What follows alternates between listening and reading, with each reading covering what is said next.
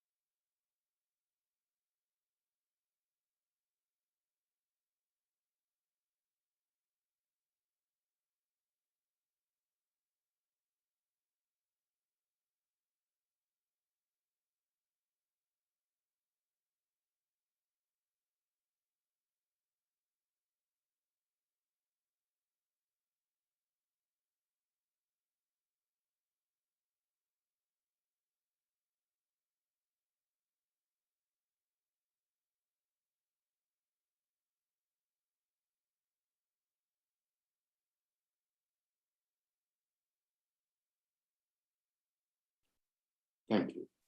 May the opening statement of Diane Langford, which has been recorded, now be played.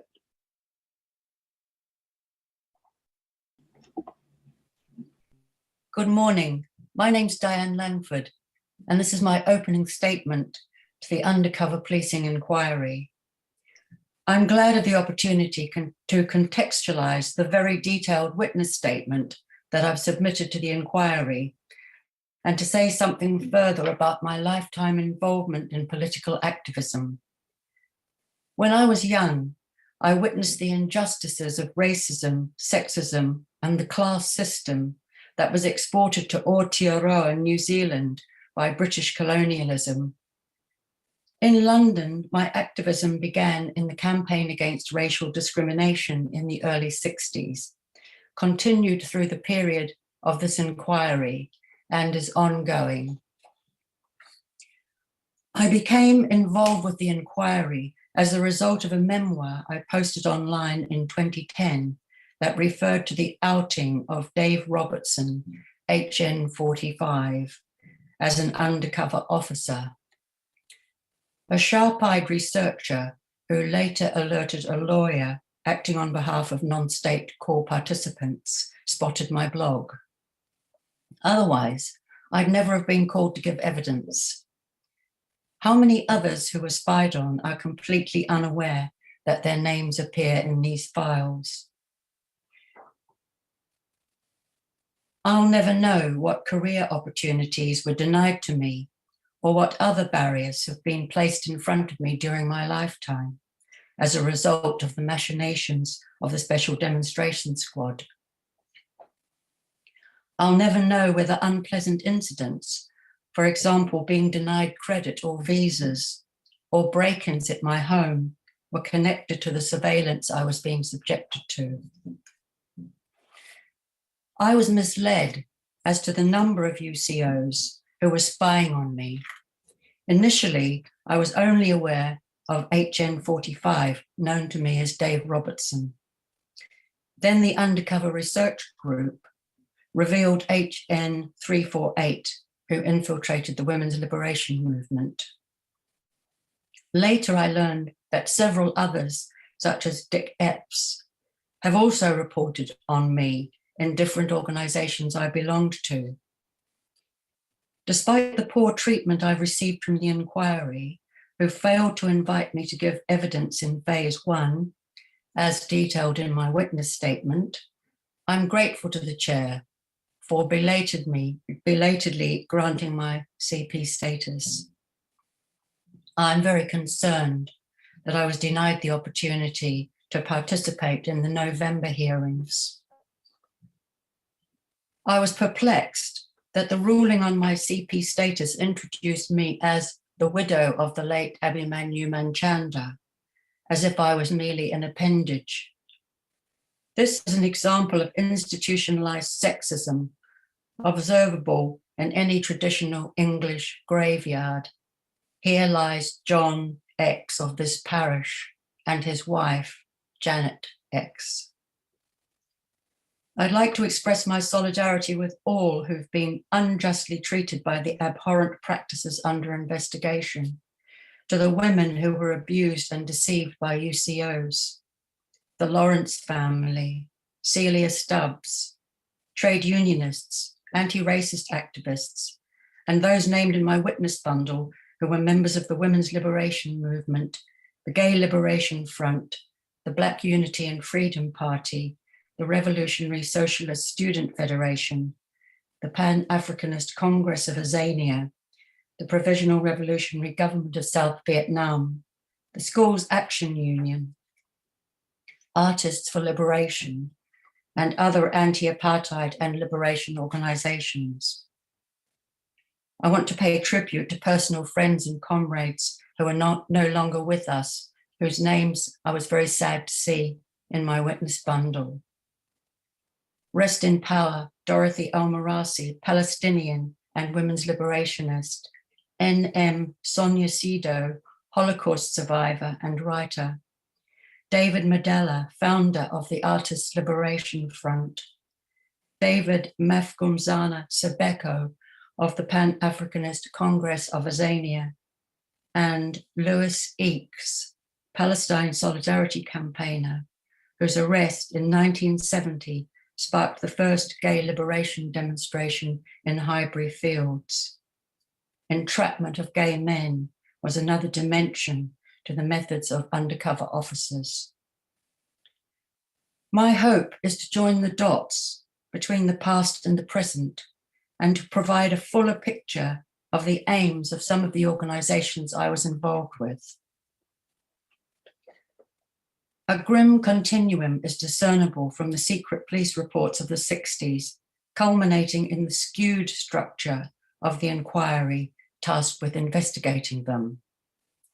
This continuum of state surveillance, racism, misogyny, homophobia, empire nostalgia, and post-truth politics is part and parcel of an authoritarian imperative to go backwards from action on the climate emergency to trashing women's and workers' hard-won rights while preserving imperialism and racism amid an outpouring of white denial.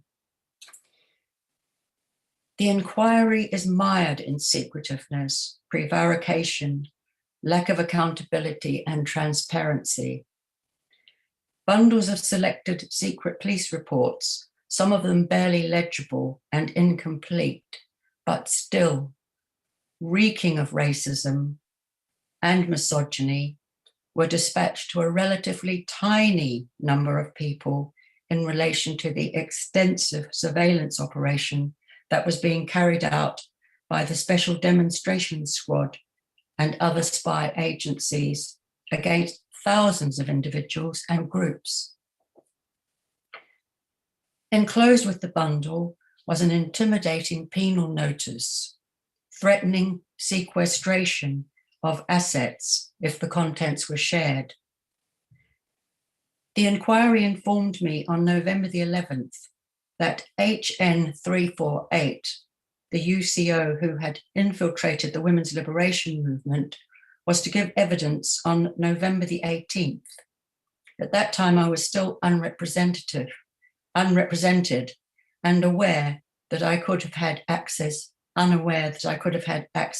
to a live feed. At the time, this was limited to a rolling transcript only with a 10-minute delay. Obviously, by the time I was informed by the inquiry that HN 348 was giving evidence, the deadline for registering to attend the venue had passed. I was only alerted when HN 348's evidence was coming to an end. I received an email from the Undercover research group telling me that Maxine Peake was reading out the transcript. I fully support the Police Spies Out of Our Lives activists who organised the reading by actors to make the hearings more accessible to the public and to highlight the inquiry's failure to do so. I won't read out the strings of numbers referencing the documents I refer to. These will be fully referenced in the written version of this opening statement. 3 dramatic events spring to my mind when I recall the period under scrutiny. 1, the threat of violence against her family made by HN 45 to my friend after she identified him as a UCO. 2, a fire assumed to be a right-wing arson attack at Banner Books, where I believe a man died. The premises were under surveillance by HN 45, and even if, as claimed, he'd been withdrawn from the field before the fire, it's likely he had keys made. See memorandum dated 7th of February, 1972, stating he would be able to provide a plan of the bookshop and would have access to the keys of the premises. The possibility that a bookshop was set alight by fascists causing a death while under surveillance by UCOs is surely worthy of deeper investigation. Number 3, an allegation of attempted rape was made during a meeting reported on by HN 45, but was ignored by him, and instead he focused on my domestic and financial arrangements while ridiculing my partner who was caring for our baby. I want to say something about the women's liberation movement. Feminism exists wherever women resist oppression, and at certain points in history, mass movements develop involving national and international waves of activism. I was lucky to participate in one such wave, the women's liberation movement, as it rose in the 1960s. I believe then as now that this is among the most globally important issues, and that understanding the intersection of women's oppression with other forms is fundamental to transforming our world. Like all women who created the movement, my commitment was based on personal experience, recognized as political. For example, when I was in my early 20s, my flatmate died of an illegal backstreet abortion. She was only 19. The memory of her death remains vivid for me still at the age of 79. Like women everywhere, I've experienced sexual harassment and assault. For years, I was mother of the chapel, that is a shop steward in a male-dominated trade union, where I contended with everyday misogyny and sexist attitudes. That the basic goals of the movement remain unachieved and still resisted confirms their profound nature. It was the belief of the Women's Liberation Front, which was the group which I began my involvement in the movement as a whole, that patriarchal racialized capitalism cannot and will not meet those goals. Discovering that groups I was involved in and the women's liberation as a whole were secretly surveilled has been a traumatizing experience. It's harrowing to find out about the pernicious attitudes of officers masquerading as comrades and friends and sisters who inveigle their way into our homes, families, meetings, and lives, and the betrayal of trust is unforgivable. Many of the groups I belong to are long gone, but the state bodies represented at this inquiry, despite their nuclear weapons, army, police, and air force, and tactic of manufacturing consent, including the ability to issue D notices to stifle reportage, are beset with fragility. The inquiry is at pains to protect the anonymity and feelings of the state's enforcers, the secret police, who are embarrassed that their friends and families might find out about their abhorrent occupation. They claim that they are in peril from those of us who've campaigned against imperialism and colonialism, for peace, women's rights, workers' rights, and against the state's brutal treatment of people of colour, including deaths in state custody, which totaled 1,737 since 1990. I'm going to turn now to some further troubling aspects of the inquiry. The Covert Human Intelligence Sources Criminal Conduct Act 2021 legalizes all the criminality the spy cops engaged in, though not retrospectively. What is the point of the inquiry now? In a democratic system, our inquiry is not designed to inform governments, to help them fashion good laws, or at least benign ones. In January 2020, a police counter-terrorism document produced by the equivalent unit responsible for the Special Demonstration Squad listed the Campaign for Nuclear Disarmament, the Campaign Against the Arms Trade, Stop the War, and the Palestine Solidarity Campaign as extremists. The Palestine Solidarity Campaign was established soon after the 1967 Israeli occupation of the West Bank, Gaza, the Golan Heights, the Sinai, and parts of southern Lebanon. Its aims were, and still are, to call on the British government to pressure Israel to abide by UN resolutions and international and human rights law.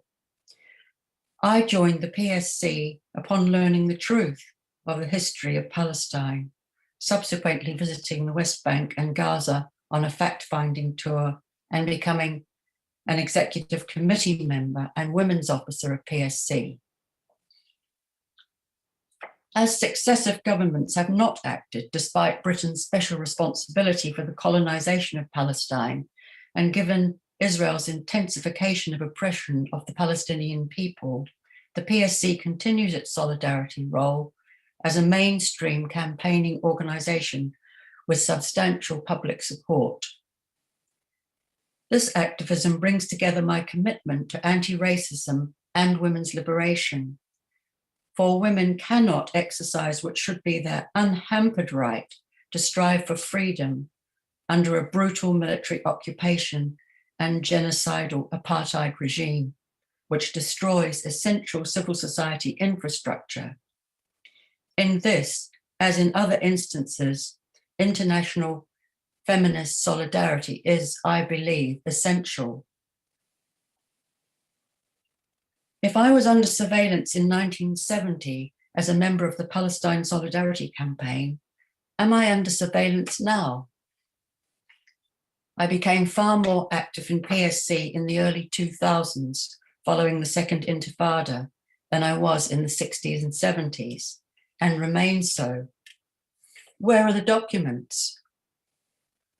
While the state can rely on privileged sections of society plus the main political parties to support its authoritarian imperative and McCarthyite political culture, it may be more difficult to justify the surveillance of women who were organising jumble sales, campaigning for equal pay, childcare, equal education, reproductive rights, and an end to male violence.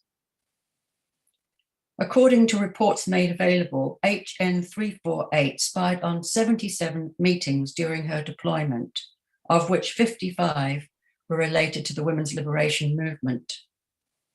If the length of her deployment is as she claims, she must have attended more meetings than I did. Yet the inquiry appears intent on restricting the scope of its remit to investigate the extent of spying on the women's liberation movement. The inquiry is colluding with the state by constraining the search for wider evidence. What do we find when we read the UCO's reports? We find the work of people acting in good faith in the hope of creating a future free of oppression, as seen through the grubby, distorting lens of officers incapable of understanding what they're spying on. The reports lay bare the prejudices, bigotry, and ignorance of the kind that provoked the movements being infiltrated.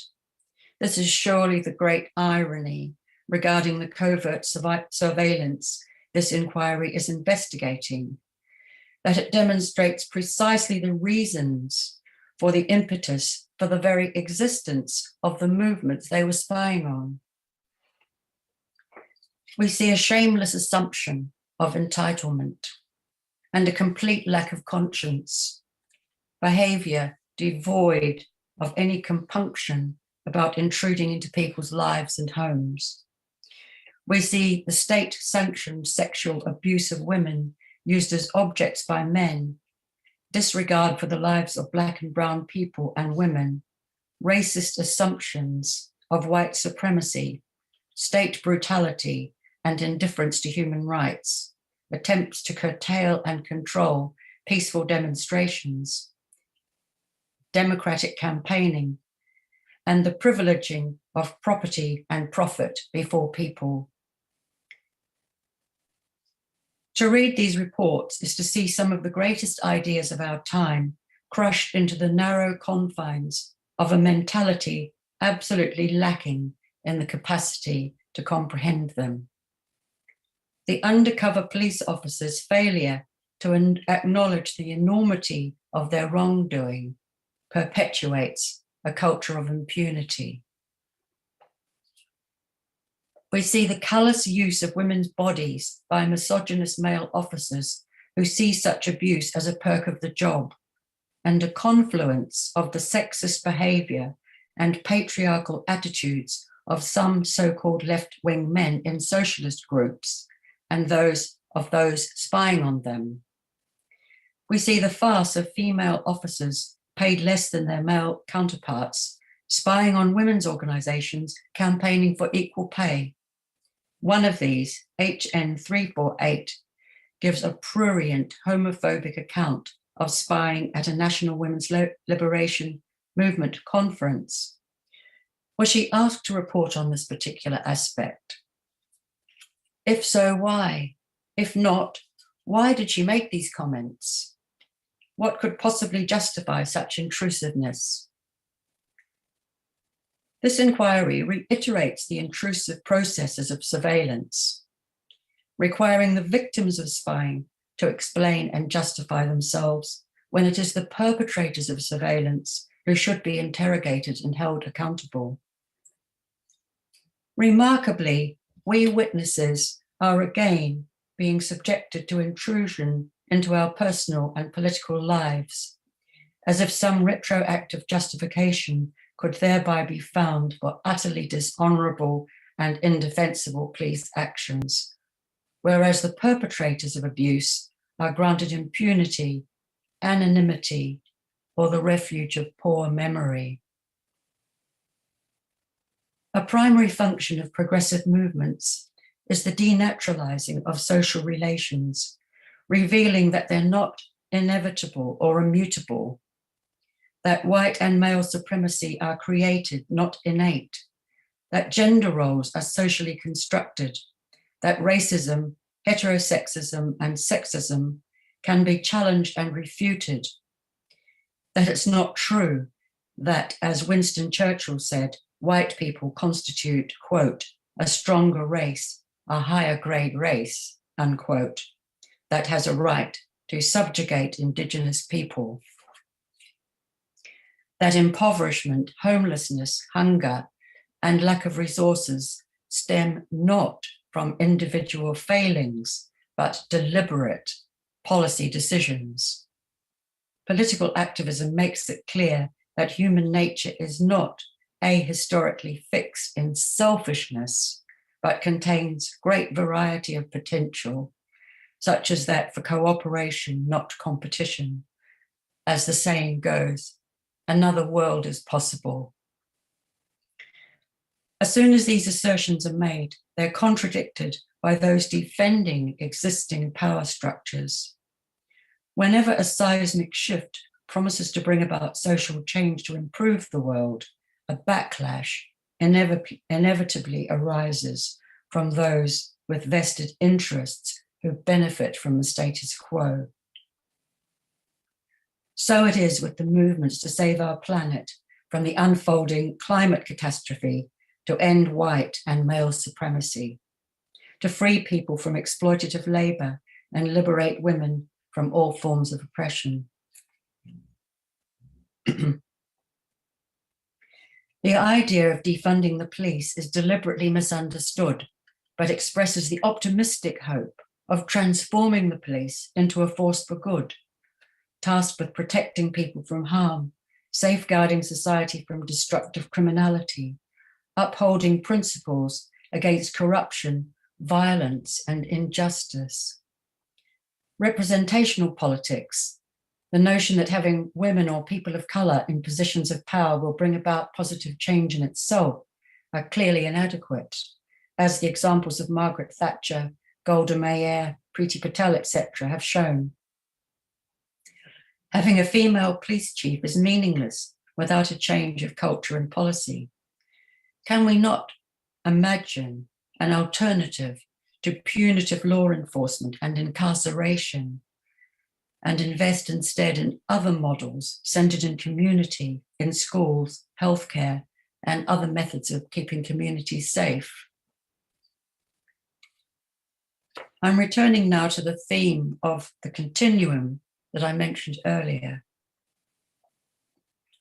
It's patently obvious that a thread runs through police policies and strategies from the time when surveillance of myself and my colleagues began to the present day. The UCO reports from the 1970s reveal the systemic sexism, racism, and right-wing prejudices that have manifested repeatedly in, for example, the egregious exploitation of women deceived into intimate relationships by male officers, and the despicable acts of spying on the bereaved family of Stephen Lawrence and on Celia Stubbs, partner of the murdered anti-fascist Blair Peach. Endemic and horrendous violence against women continues, yet the criminal justice system fails to provide justice to victims of sexual and domestic assault and abuse. Black people are killed in custody and justice is never served. Indeed, Leroy Logan, founding member and chair of the Black Police Association, commented after the police action at the vigil for Sarah Everard that the Met seemed to have gone backwards from the time when it seemed to him the Macpherson report brought a glimmer of the possibility of change. Again, I have to ask, if I was under surveillance in 1971 as a women's liberation activist, am I under surveillance now? I've been actively involved in the women's liberation movement throughout my life, attending meetings and conferences. My involvement post-1973 is public knowledge. I was frequently contacted by the media for comment. For example, Prince Charles told The Sun in November 1975 that, quote, women's liberationists rather annoy me because they tend to argue all the time and start calling you a male chauvinist pig. Frankly, it becomes rather uncivilized, unquote. The paper wrote, quote, a rap for the Prince came from Women's Liber, Mrs. Diane Langford last night. Mrs. Langford, 33-year-old secretary of the Women's Liberation Front, said, quote, I consider his views on women's liberation completely valueless, unquote. Yet the inquiry declines to do a full search of my police records after 1973, or those relating to the women's liberation movement as a whole. As we learn more about surveillance capitalism, I have to ask whether I'm under surveillance as I sit here reading this. Amnesty International, who've taken the government to court over GCHQ's Tempora program, have warned the revelations around Tempora show that a wide net is being cast through our public lives. It's not being done with any grounds for suspicion. It's being done to find the grounds for suspicion. Furthermore, the entangled means of surveillance, control of knowledge, authority, and power have developed far beyond the crude phone tapping of the 60s, when a voice would cut into a conversation asking, can you speak up, please? I didn't catch that last bit. Or the white van parked outside our flat with aerials sprouting from it, the occupants of which would accept a cup of tea if we banged on the rear door. Or two men sitting behind us on the bus to whom we referred the conductor to collect our fares, and they would pay up. Despite the development of mind-boggling algorithms and digital surveillance techniques, is there much difference between the secret police methods and the harvesting of personal data by means of artificial intelligence? Our personal data was hoovered up mindlessly and meaninglessly with as little empathy as if by an algorithm. This was illustrated time and again by HN45 and HN348. For example, a report authored by HN348 on August the 1st, 1972, quote, so-and-so, a woman's name is given, is a member of the Revolutionary Women's Union. She lives in a council flat at address given with her two children aged 6.5 years and 3 years and her mother, and the mother is named also. She is a divorced woman and is in receipt of £8.50 per week Social Security. She attends Revolutionary Women's Union meetings regularly and is particularly interested in agitating for 24-hour nurseries. This woman is on very friendly terms with another woman is named here, and her description is aged about 23 years, very thin build, medium length fair hair, blue eyes, very pale complexion, poorly clothed, but neat and tidy, wears black rimmed glasses, Cockney accent. unquote. The internationally celebrated artist David Madeleine, who passed away last January, is described by HN348 like this, quote, Asian features and coloring, dirty appearance, very poorly clad. He is very opposed to the current government in the Philippines. That was October 1971. So just to provide historical context, the government was the notorious Marcos dictatorship. Mary Spur, representing the Post Office Workers Union, was described by HN348 as a bleach blonde, while Ms. Spur's testimony about the humiliating conditions she and her co-workers were subjected to as hello girls at telephone exchanges was not deemed of interest. HN348 even spied on the Schools Action Union. This is another interesting example of the continuum I was speaking about earlier, as Dulwich College, the site of one of the Schools Action Union's largest demonstrations against corporal punishment, is back in the news with accusations of a rape culture reminiscent of the 60s. HN348 collected a sample of a woman's handwriting, a woman whose home she had been invited into. This woman's name and address feature in the files, but she herself remains in blissful ignorance and has not been contacted by the inquiry. Browsing the disclosure provided by the inquiry, I came across other disgusting examples of racism and sexism. On the 1st of June, 1978, a report about the Federation of London Anarchist Groups informs the special branch that a subject had cut off his beard, quote, to reveal that he has a long face, large Jewish nose and full lips, unquote. A report signed off by Angus McIntosh about the women's organizer of International Socialists, dated October 1976, states she has a, quote, typically Jewish lilt to her and rather prominent nose, always scruffily dressed in blue jeans and t-shirt without a bra, unquote.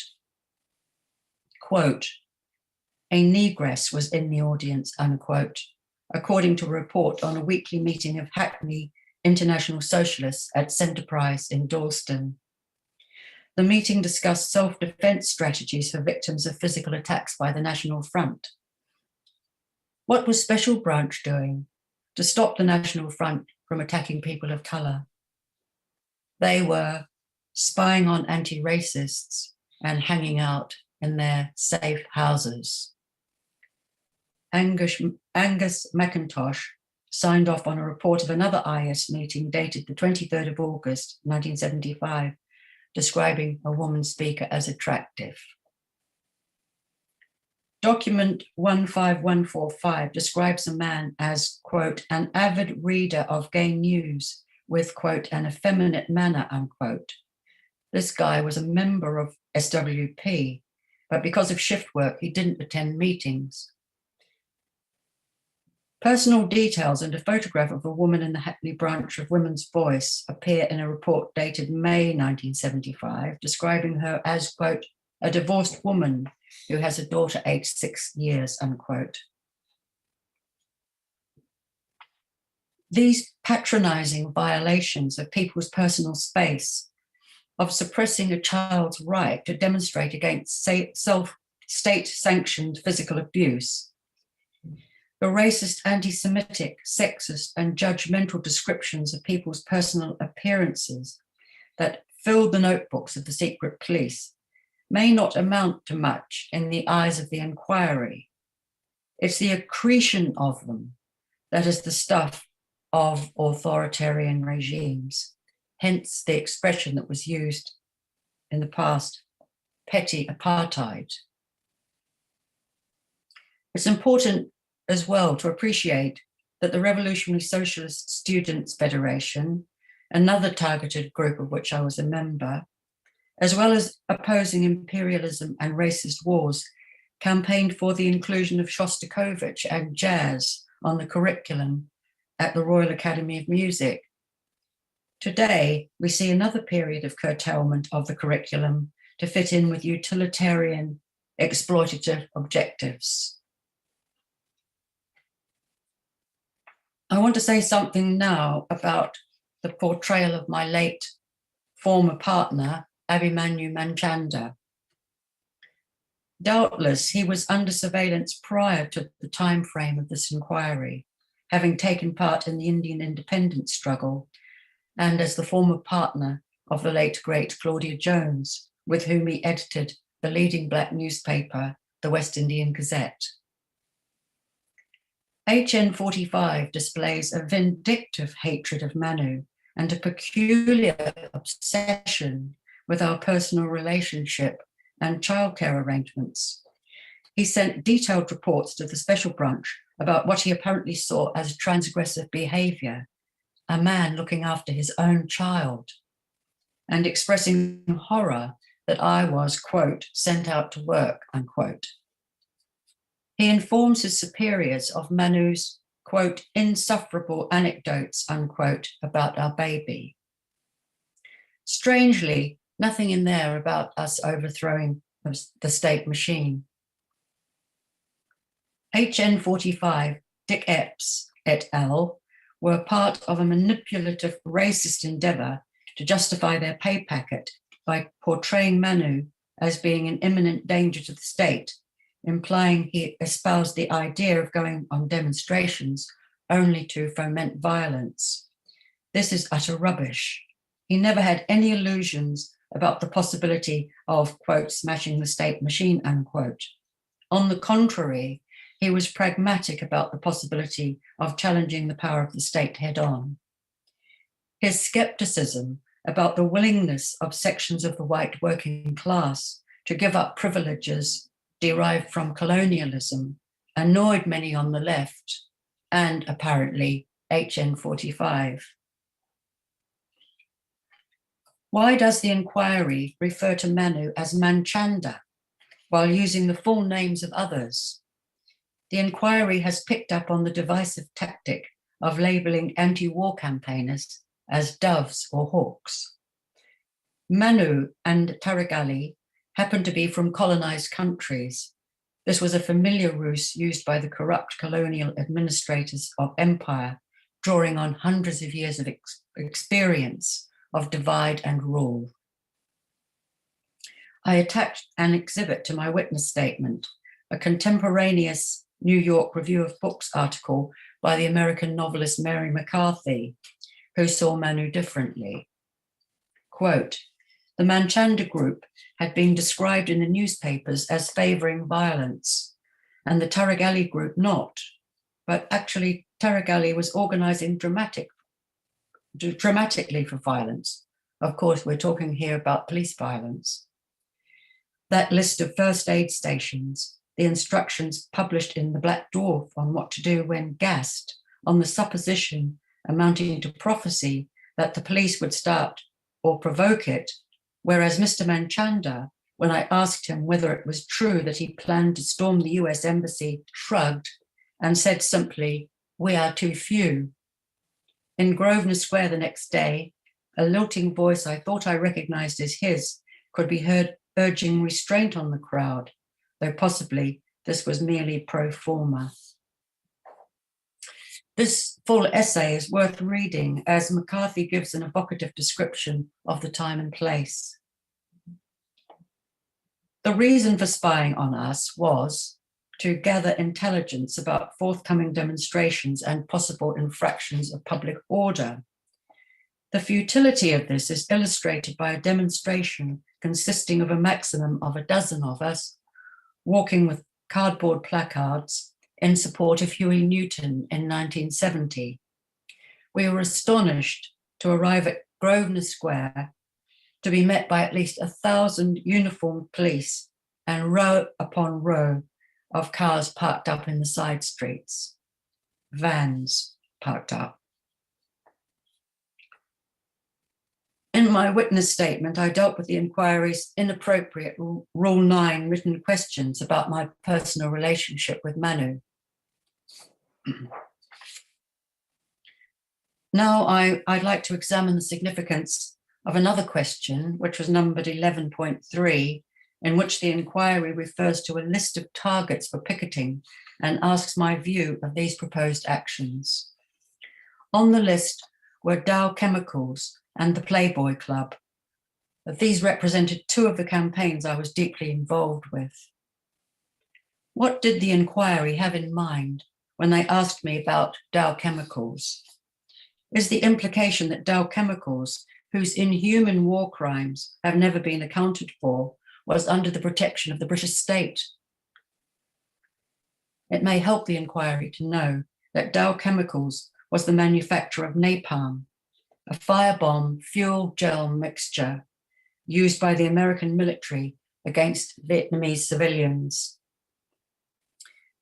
The gel-like constituency, especially developed by Dow, allows the substance to stick to human flesh so that its targets cannot extinguish the fire or brush it away. First, it burns through their clothes, then their skin, then their flesh and bones. A 9-year-old Vietnamese child's infamous portrayal as Napalm Girl was the subject of a photograph published worldwide. She was running naked in the middle of a fireball, her skin peeling away in fiery sheets as she ran. Her name was Phan Thi Kim Phuc. A New York Times article in March 2019, Why Napalm is a Cautionary Tale for Tech Giants Pursuing Military Contracts, advises Google, Amazon, and Microsoft not to get involved with defense contracts. Dow Chemicals is cited as an example of what can go wrong. The paper warns that Dow only received a measly $5 million for the napalm contract, ultimately sacrificing billions of dollars of lost revenue due to reputational damage. I plead guilty to being one of those who helped cause reputational damage to Dow Chemicals.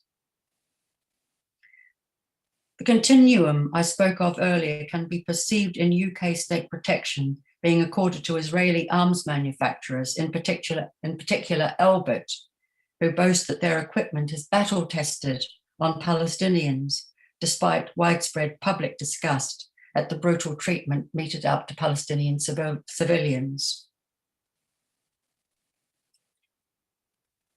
What was behind the inquiry's question about picketing the Playboy Club? Does the inquiry regard the Playboy Club, whose employees are referred to as bunny girls, as an institution worthy of special protection by secret police? I agree with Alice Robson, reviewing misbehaving stories of protest against the Miss World contest and the beauty industry, who wrote in Red Pepper, quote, "A distance of 50 years didn't lessen my revulsion at hearing that pageant host Bob Hope bragged about taking the winner to Vietnam to give the GIs the hots. It feels like a triumph when he is driven from the stage," unquote. HN 348 referred to the 1970 Miss World protest as an event that was organized by the Women's Liberation Front prior to her deployment. The protest against the Miss World contest was not organized by the Women's Liberation Front, although I did attend the demonstration. It was a magnificent disruption of an exploitative commercial event degrading to women. It was not a threat to public order or security. When she attended the 1972 National Women's Liberation Conference at Acton Town Hall, what was HN 348's motivation in describing women kissing? Did her handlers ask her if there were lesbians at conferences? Was she hoping these reports would find favor with her voyeuristic bosses?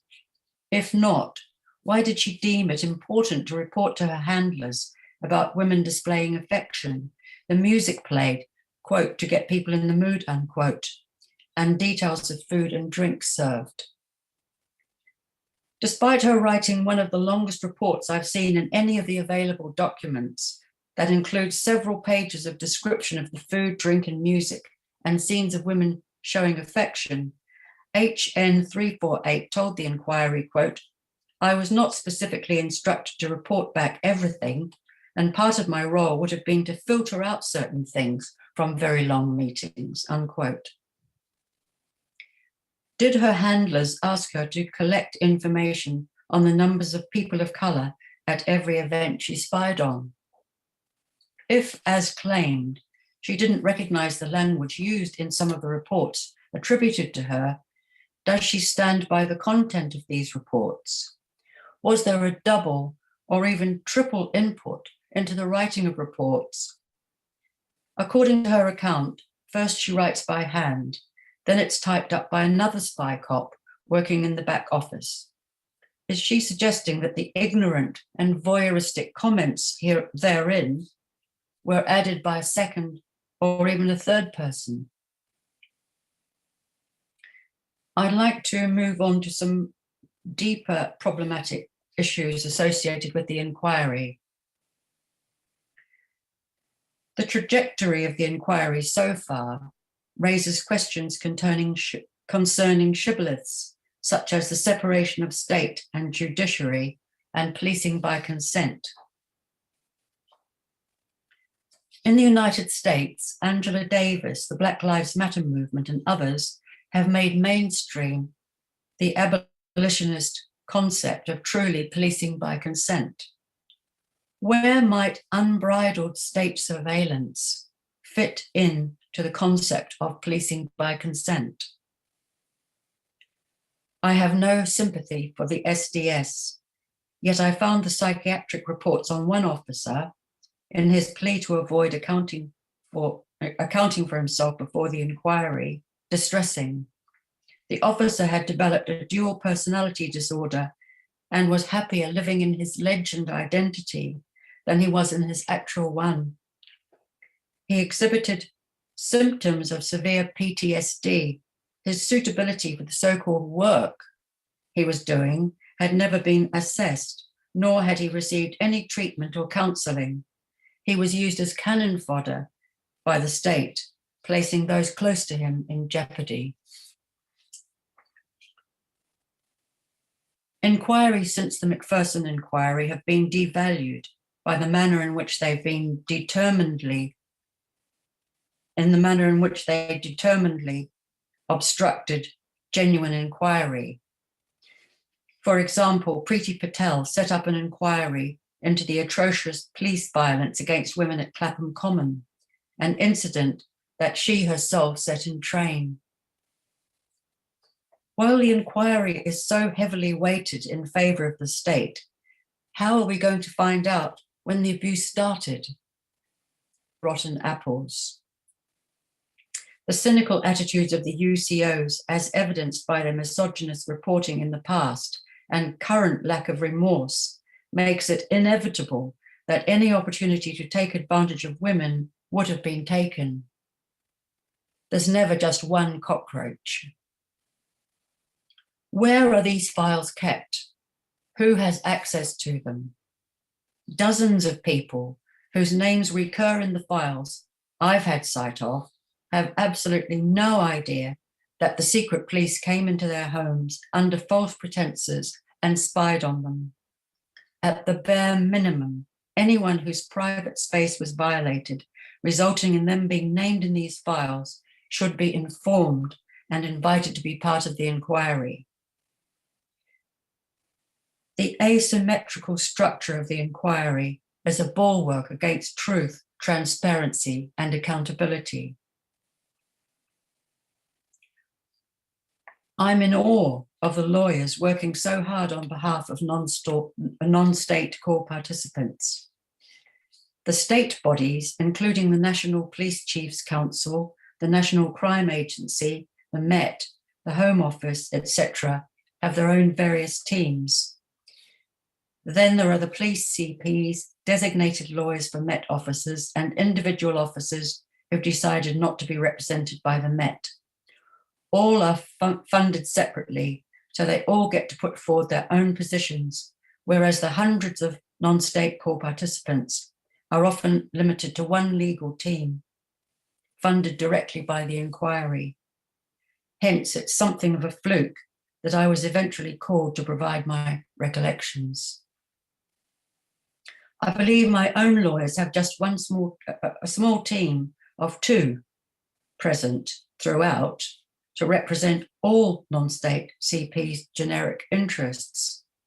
My barrister and solicitor are only funded to be present at the hearings on the days when I give evidence and when a witness directly related to me gives evidence. It's my understanding that state bodies and their designated lawyers will have a presence throughout.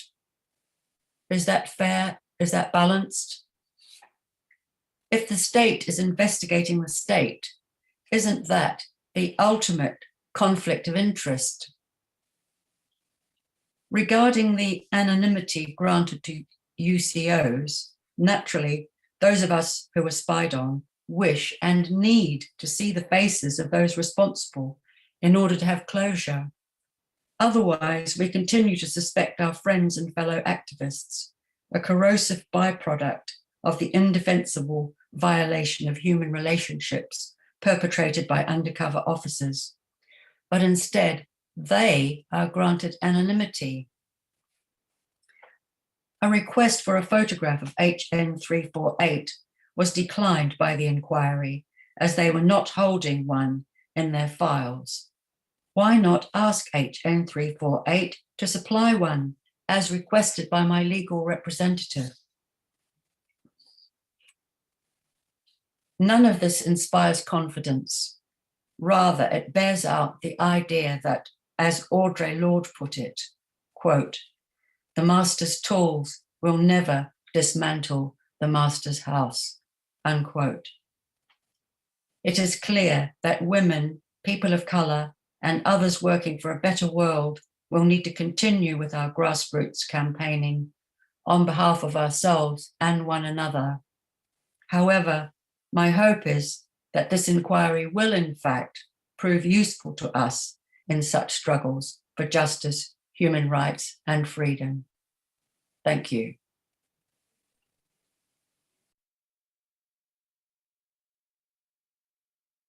Thank you. We will now hear a statement from Madeleine. I, counsel to the inquiry, her recognised legal representative, and with her consent, Rosa, will both see and hear her opening statement. No one else will see it, but will be able to hear it. Madeleine.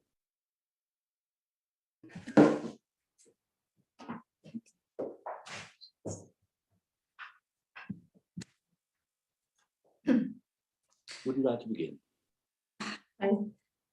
I'm known in this inquiry as Madeleine. I was granted anonymity and invited to become a core participant because I was deceived into an intimate sexual relationship with an undercover officer in the SDS who I knew as Vince Miller. The relationship happened over 40 years ago and lasted for a period of time over the summer and early autumn of 1979, when he suddenly disappeared. I knew him for 3 years after he infiltrated my SWP branch at the beginning of 1977. Vince Miller, HN 354, has admitted to a total of 4 sexual relationships during his unremarkable deployment, but at the present time, only his undercover name is known to me. The chair has now decided to revoke the anonymity order granted to HN 354 and to release his real name. I would like to thank the chair for this decision. It's absolutely the right thing to do, but for the wrong reason, as HN 354 shouldn't have had his identity protected in the first place. HN 354 lost the right to privacy due to his abusive acts, and no legitimate reasons have been given for withholding his real name. The innocent victims of sexual abuse by undercover officers are neither violent nor criminal. We pose absolutely no threat to these officers or their families. Our involvement with the inquiry is simply to help uncover the truth. Anonymity and secrecy are hampering this process of discovery and denying many other victims the knowledge that they too have been affected and preventing them from coming forward. Please forgive me for interrupting you, but you are going a little fast. Okay, I'm sorry. I'm slightly nervous. I fully understand that. But if you could go a little more slowly, they would appreciate it. Okay, I will. Thank you. I would also like to thank the Chair for giving me the opportunity to share my experience and to tell my story, as I believe that the voices of those affected by undercover policing should be at the very heart of this inquiry. Without our knowledge and understanding of the events described in these reports, and without our perspective, this whole inquiry is in danger of becoming a sham. More than 1,000 groups, almost exclusively left-wing, have been targeted over many decades. The condemnation and branding of legitimate political activists as subversives, dangerous extremists, violent hooligans, and troublemakers, which has been exposed in these reports, provides justification and allows the suppression by the UK state of the ideas and dissenting voices of anyone who dares to question and challenge the status quo. The reports paint a picture of people unrecognisable from my own experience, and knowing that some of these words were written by someone I trusted and cared about is deeply painful. Compassionate, honest, and brave are the words that I would use to describe my friends and comrades. They're ordinary, decent human beings, not thugs, not the enemy within, but principled, caring, and idealistic people fighting for a better world. This whole sorry saga needs to be understood and framed as the logical expression of the actions of a state and security apparatus wedded to the interests of the ruling class. It's not about the actions of numerous out-of-control rogue cops, but of policing directed from the highest level. To uncover the truth, it's essential that this inquiry proceeds in an open, collaborative way, and it needs to be seen to be committed to this aim. I'm sure there are many differences of opinion, beliefs, and backgrounds represented in this process, but these differences must not impede or be a barrier to understanding. Throughout history, the voices of ordinary people have been silenced and gone unheard. This needs to change.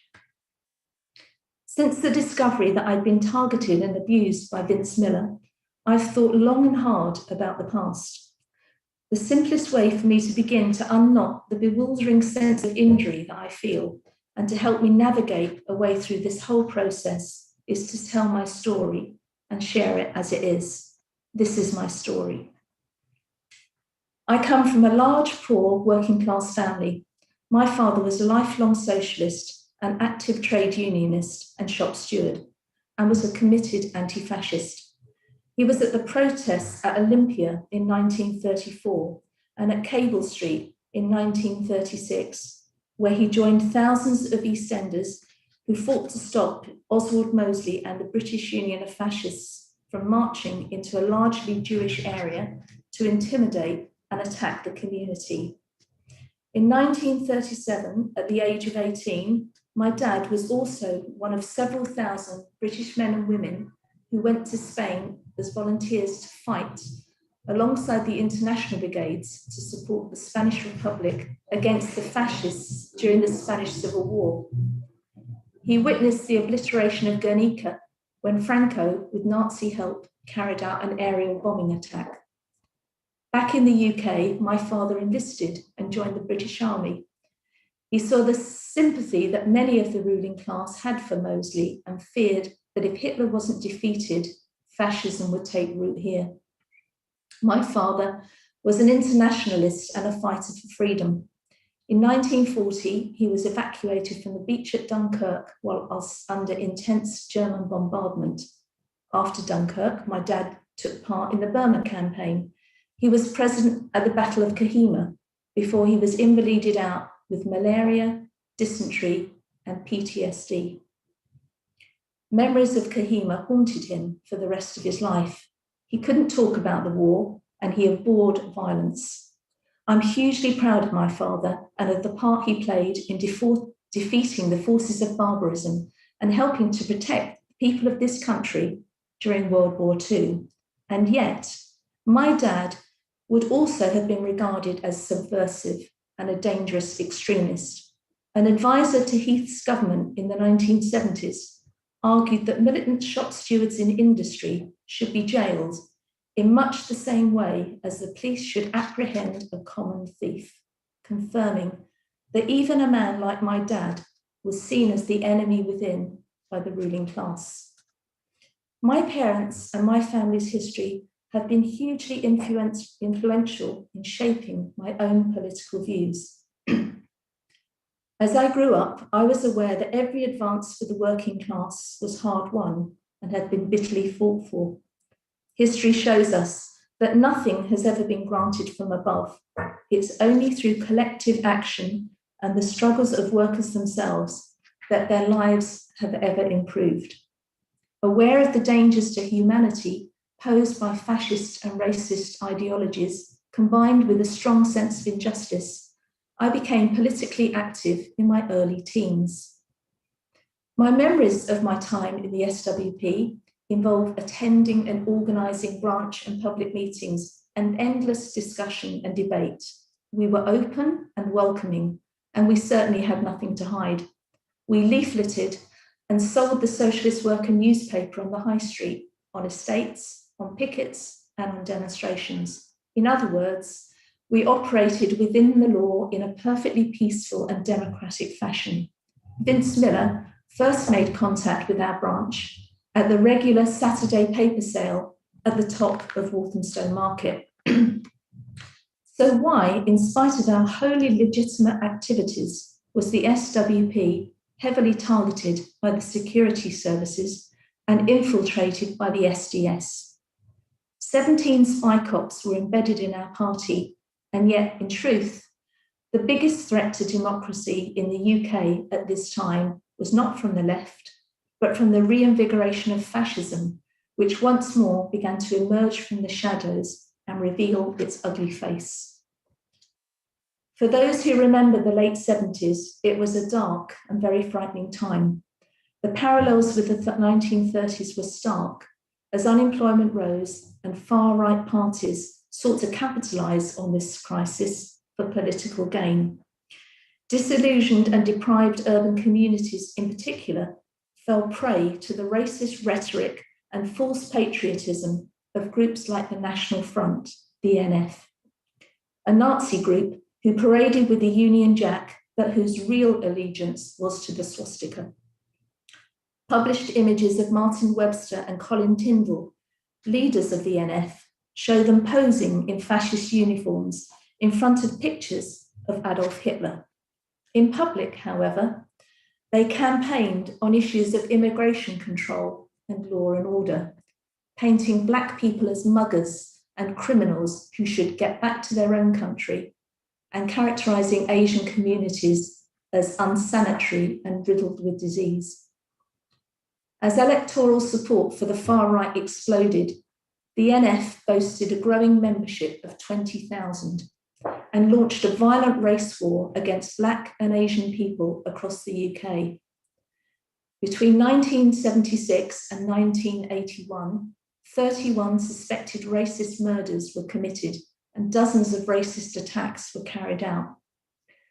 Fully understanding the danger posed by the far right, the left mobilised and campaigned against the NF and other fascist groups and challenged the vile hate they spewed.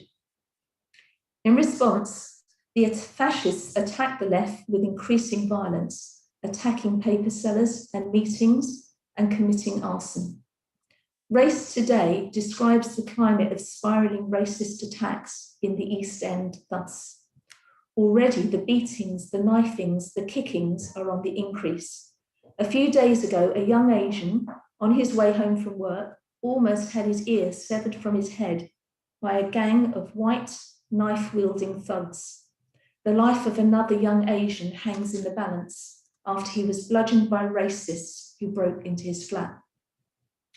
On hearing of the murder of Gurdeep Singh Chagga in 1976, John Kingsley Reid, an elected National Party councillor, said, "One down, 1 million to go."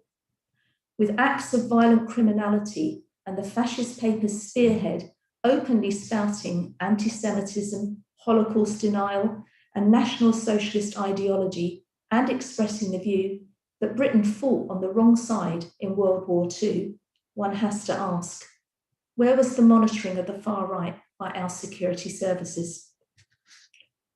The location of much racist violence, Brick Lane itself couldn't be a more potent symbol and a target for everything that fascists hate.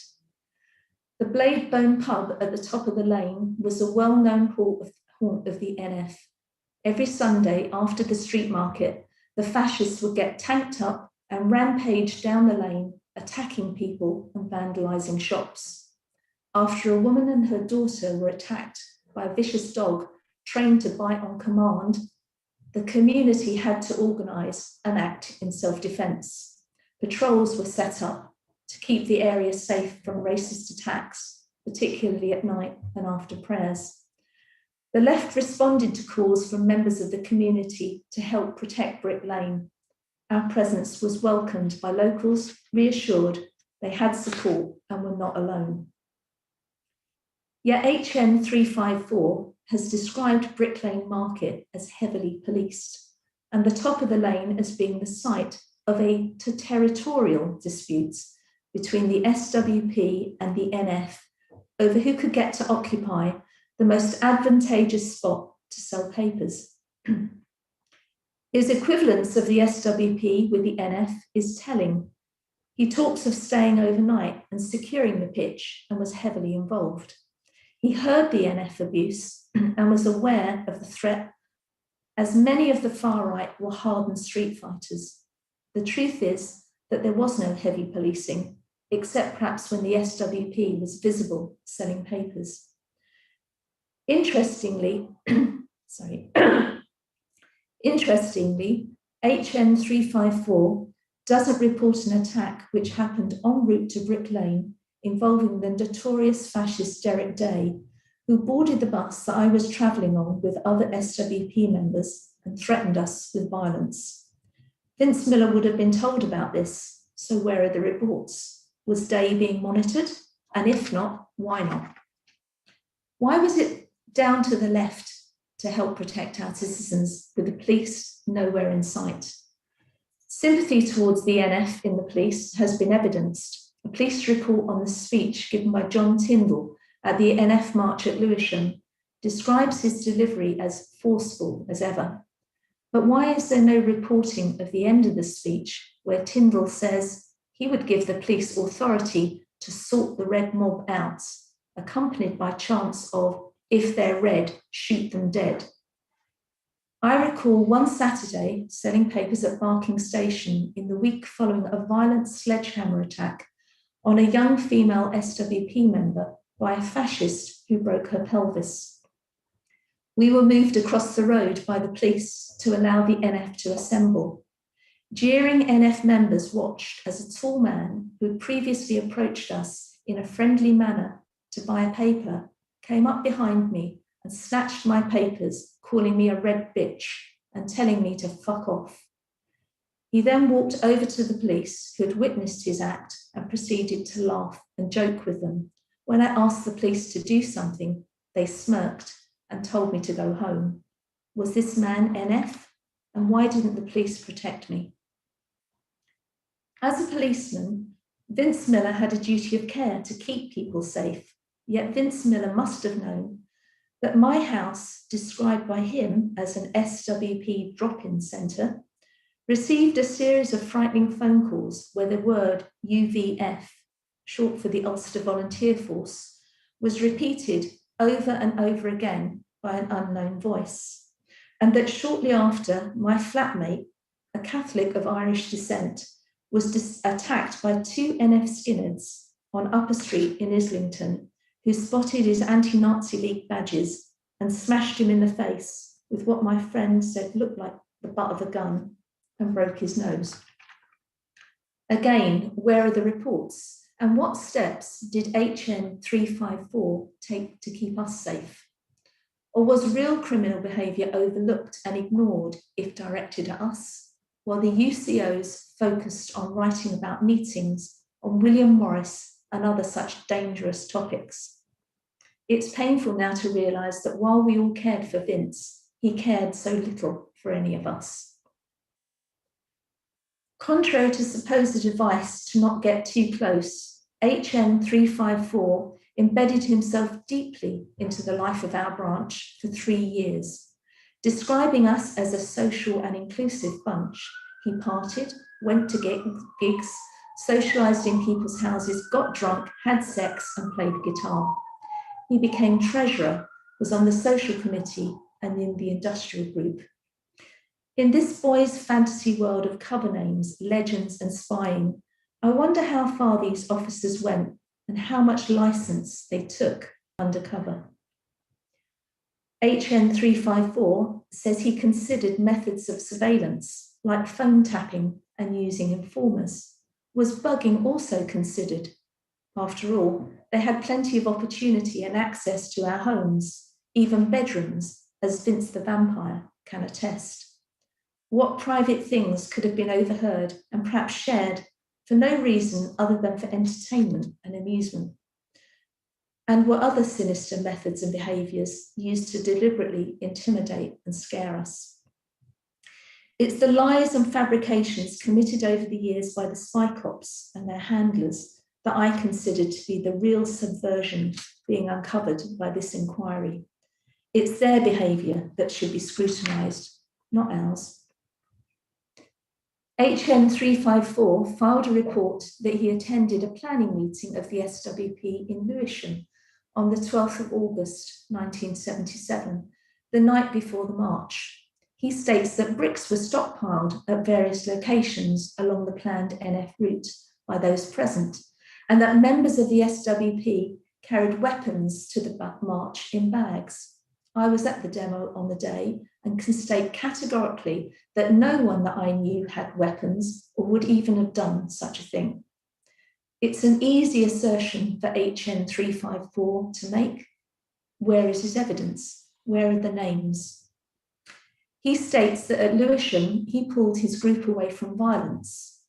This would imply that they were not committing violent acts themselves and that HN 354 kept them safe.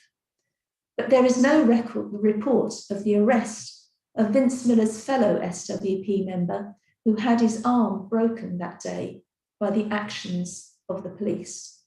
This selective reporting seems to suggest a deliberate attempt to justify his employment and to blacken the name of the SWP. The real story is that while these UCOs were enjoying the perks of the job and attempting to destabilise the left, discrediting and possibly criminalising the SWP, they were not keeping anyone safe and they were not fulfilling their duty of care. They were, in reality, undermining the efforts to fight fascism and to combat racism by the only forces mobilising to protect communities and defeat those evils. This view of the role of the SWP in this fight was endorsed 2 days after Lewisham by Philip Prineman of the Jewish Chronicle, who said of the NF, when it marches through an area with a large immigrant population, its purpose is the same as that of Mosley's black shirts, to stir up communal strife with hope of reaping an electoral advantage, and that, whatever their defects, the Trotskyists have the right attitude to the National Front and should not be left alone to stop its provocations. The Battle of Lewisham is now rightly considered a watershed moment, like Cable Street, in the fight against fascism in this country. Unable to control the streets, the NF went into decline, and the event is now proudly remembered and commemorated as the moment when the far right was defeated and is seen as a symbol of a community coming together to say yes to black and white unity and no to the forces of hate. It seems only right that my story shall end by telling how it felt when I was approached by the inquiry and the emotional impact that these revelations of spying and deception have had. Early one Saturday morning, at the end of February 2020, I received an unexpected visit from a solicitor acting on behalf of the Undercover Policing Inquiry. My husband answered the door and I heard a man's voice asking if I lived at this address. Feeling slightly alarmed, I listened as my husband asked what it was about, and the man replied that it concerned a highly confidential matter that could only be disclosed to me, and that he had a private letter that he needed to give to me. I joined my husband and told the very serious-looking, soberly dressed man that it's okay, we're married, we don't have any secrets, and that he could speak freely to both of us. I felt a wave of anxiety and stress wash over me. Was I about to be given some terrible and tragic news? The solicitor asked me if I recognised the name Vince Miller. I said yes. And during the increasingly unreal conversation that followed, I told him that Vince and I had a relationship over 40 years ago when we were both members of the same SWP branch, which ended when he unexpectedly left to go to America. The solicitor revealed the truth that the name Vince Miller was in fact an alias used by an undercover police officer who had infiltrated us. I received this news with a sense of shock mixed with disbelief. It felt hard to reconcile this revelation with my memories of the man I knew, or to absorb the fact that he was a police spy. I'd always thought of Vince with fondness. My memory of him was of a lovely, attractive, but emotionally vulnerable guy who, because of his experience of heartbreak and fear of being hurt, found it difficult to maintain close relationships with women. I sometimes wondered what had happened to him after he disappeared from my life and hoped that he'd found happiness in his. At the time of my relationship with Vince, I was also very vulnerable, having recently separated from my first husband, who had become extremely abusive. However, I now know that the Vince Miller I thought I knew doesn't actually exist. He is a wholly constructed fiction, a fake identity used as a tool for the purposes of political surveillance sanctioned by the state, which infiltrated the most intimate parts of my body and my life. The initial revelation of the true identity of a man with whom I'd enjoyed an intimate sexual relationship and shared thoughts and feelings of a deeply private nature left me feeling nauseous and revolted. I felt degraded and abused and continued to feel a real sense of violation. I feel that both my trust and my values have been betrayed by an agent of the state, that my lifelong and deeply held beliefs and convictions have been exploited and used against me in the most cynical and exploitative way for the purposes of surveillance. After this first shocking disclosure, I was uncertain that I wanted any further involvement with the UCPI. I felt that it would inevitably be a whitewash with no satisfactory outcome for the victims of undercover spying. I was afraid that I or my family could be doorstepped by the press, and that I would be made to feel even more exposed and vulnerable by further intrusions into my privacy. But I was informed that during the course of Vince Miller's deployment, intelligence had been gathered about me and that documents existed which I could only see if I agreed to sign a restriction order that prevented me from sharing or discussing that intelligence with anyone. To me, this feels totally wrong. It's an affront to my sensibilities as a person who's committed no crimes and has been the victim of this state-sanctioned abuse of my human rights. The knowledge that the state holds secret files on me filled me with anxiety and a sense of paranoia. I wanted to know exactly what was in those files, what information was held, and what details of a personal nature do they contain, and how personal and intrusive are those details. I would like to ask the chair, how would you feel if you found yourself in this appalling situation? My mind was certainly running riot.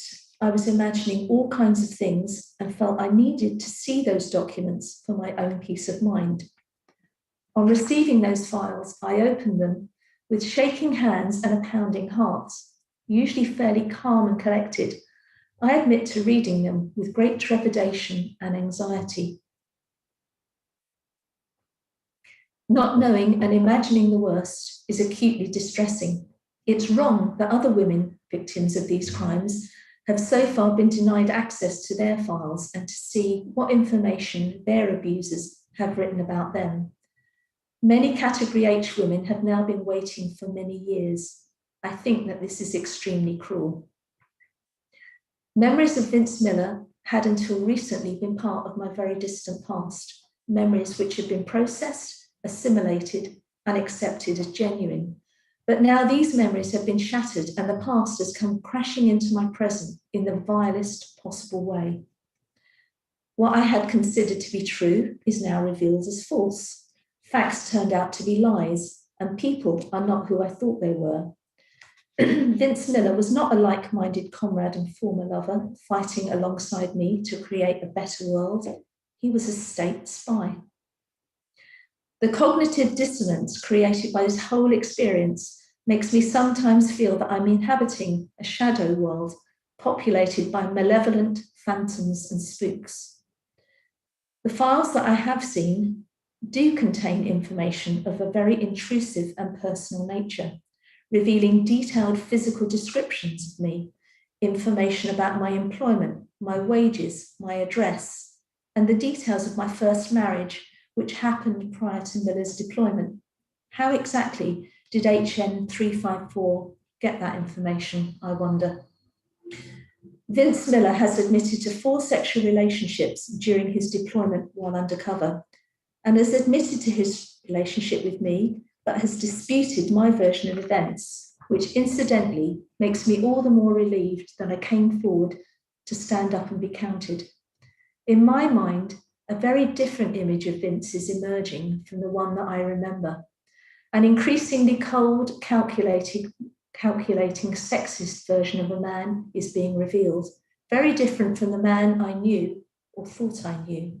I find that extremely upsetting. Now the thought of hearing his real voice and seeing him give evidence is really unsettling. The implications of some of the disclosures made by Vince Miller are also deeply offensive and revelatory. Describing the night we first got together, he stated that I unexpectedly invited him to my bedroom after we'd both been drinking. What exactly is he trying to say? That I was drunk and looking for a random man to have sex with? This is a deliberately untrue misrepresentation of the events of that evening when hours earlier he had pulled me onto his lap at a party, then chatted and flirted before taking me home and sleeping with me. I've also discovered to my horror that MI5 have had files on me since 1970 when I was a girl of 16. This is shameful. Most people would consider a 16-year-old little more than a child. I was very young when I first became politically active in left-wing groups. Knowing that the SDS was formed in 1968 and that extensive spying was already happening has led me to wonder if I was spied on as early as 13 when I was still at school. Which other spooks besides Vince Miller have I been exposed to? Who spied on me before his deployment? And when exactly did the spying on me start? And with what justification? What events in my life led to this intrusion? I can see in the files that I'm subject of something redacted. What has been hidden from me? Am I still being spied on? If not, when did it stop? It's chilling and sinister. And I now wonder what other fictions have been perpetrated against others I love, my family and friends, and have had to consider what hidden impact this may have had on the course of our lives. HN 354 has even reported on the pregnancy of a woman in our branch and the name her baby was to be given. This went straight to MI5. Was this unborn baby given a security services file? Was my child given a registry file too? I find the possibility that this could happen frightening and totally disgusting. I also feel deep anger at the terrible revelations of psychological trauma and systematic abuse perpetrated by state agents, which in many cases are totally off the scale of decent human behaviour. I praise the courage and tenacity shown by the other Category H women in pursuing the truth of what happened and exposing this whole sordid crime. This has been at a huge emotional cost to themselves, as their stories reveal a depth of deceit and fraud which is truly shocking. I find it outrageous and deeply offensive to realise that while regarding us as subversive, dangerous extremists, we've been targeted, and that relationships have been used as a tool for state surveillance via the invasion of our lives and bodies. Mere collateral damage in the pursuit of what I feel is totally unjustified intelligence gathering. The very language used to describe us is both degrading and dehumanizing and reveals real institutional misogyny and sexism and a total lack of empathy with law-abiding citizens exercising their democratic rights. I wonder how much Vince Miller contributed to the prevailing culture within the Metropolitan Police at that time and since. We know HM 354 rose through the ranks. Was he supervising under other undercover officers, despite what he did, and probably with the full knowledge that others were doing it too? Did he encourage others to do the same? We need to keep in mind that I have no criminal record and I've never been arrested. I was a member of a legal organisation which was neither a banned group or a criminal enterprise. Nor were we engaged in terrorist acts or violence. We were involved in wholly legitimate activity. The knowledge that individuals participating in lawful democratic political activity could be spied on and end up with an MI5 file could act as a deterrent to their involvement. Spying essentially undermines our democracy. This has also significantly impacted my husband. The secrecy imposed by the restriction order has meant that I've been unable to share or discuss the contents of the files, even with him. This has effectively cut off a degree of emotional support for us both. I want to end with this request.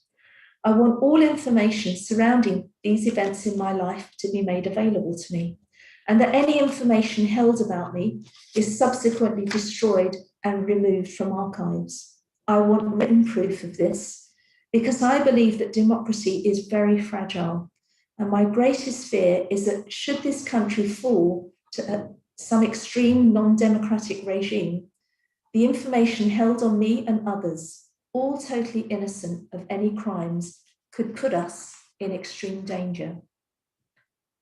With regard to the way that the undercover officers are treated, I believe that they should be given no leeway for their behaviour, and that any allowances made to them because of their position or role in society will be exploited by them in order to cover themselves. We must also remember that these officers have been highly trained in how to lie, manipulate, and deceive. I did not expect that consenting to participate, mainly with the aim of getting to the truth and making people accountable for their actions, that it would be so stressful and challenging. I'm now dreading the upcoming hearing in which I'll give oral evidence. I feel nervous at the possibility of any cross-examination being combative and challenging, given that Vince Miller's statement of these events differs significantly from my own clear recollections. Nevertheless, I would like again to thank the Chair for inviting my participation in this inquiry. I hope that my contribution proves useful in helping him to uncover the truth. Thank you. Thank you. May I say in response to one of your last comments about your inability to talk to your husband frankly and freely about what you have been shown. The purpose of the original imposition was in part to protect the privacy rights of others. I, as a data controller, am obliged to do that. The legislation is now complicated and restrictive, but I will ensure that the inquiry's lawyers get in touch with your lawyers to ensure that you can talk freely to your husband about what you have seen. Thank you very much. Thank you. Thank you. Thank you. We will now adjourn for a quarter of an hour and resume at 10 to 12. Thank you.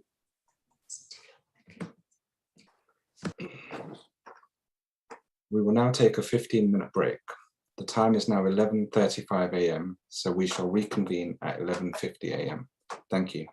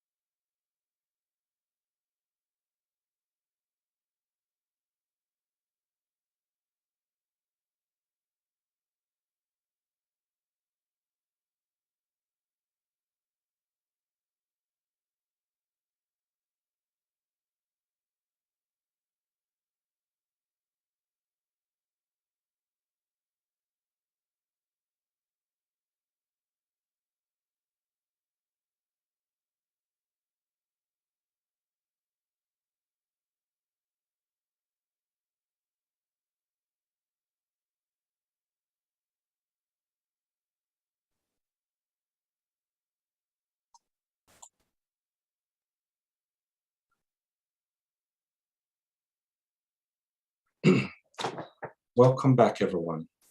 I shall now hand over to the chairman to continue proceedings. Chairman. Thank you. Ms. Kaufmann. Good morning, sir. This opening statement is made on behalf of all Category H core participants. We're a late addition to this part of Tranche 1, our participation having been permitted as a result of representations to the inquiry when it was becoming increasingly clear that during the 1970s, more than a few officers engaged in sexual relationships in their undercover identities, both with activists who they were spying on or with women they met using those undercover identities. Until very recently, the Category H core participants had been led to believe that the numbers were relatively small. They knew about Rick Gibson because in 2018, Mary disclosed the sexual relationships he'd had with her and with her flatmate during this period. And some of the officers' applications for anonymity, such as HN 302 and HN 354, that's Vince Miller, who we've just heard about from Madeleine, had disclosed what they claimed were very short-lived relationships.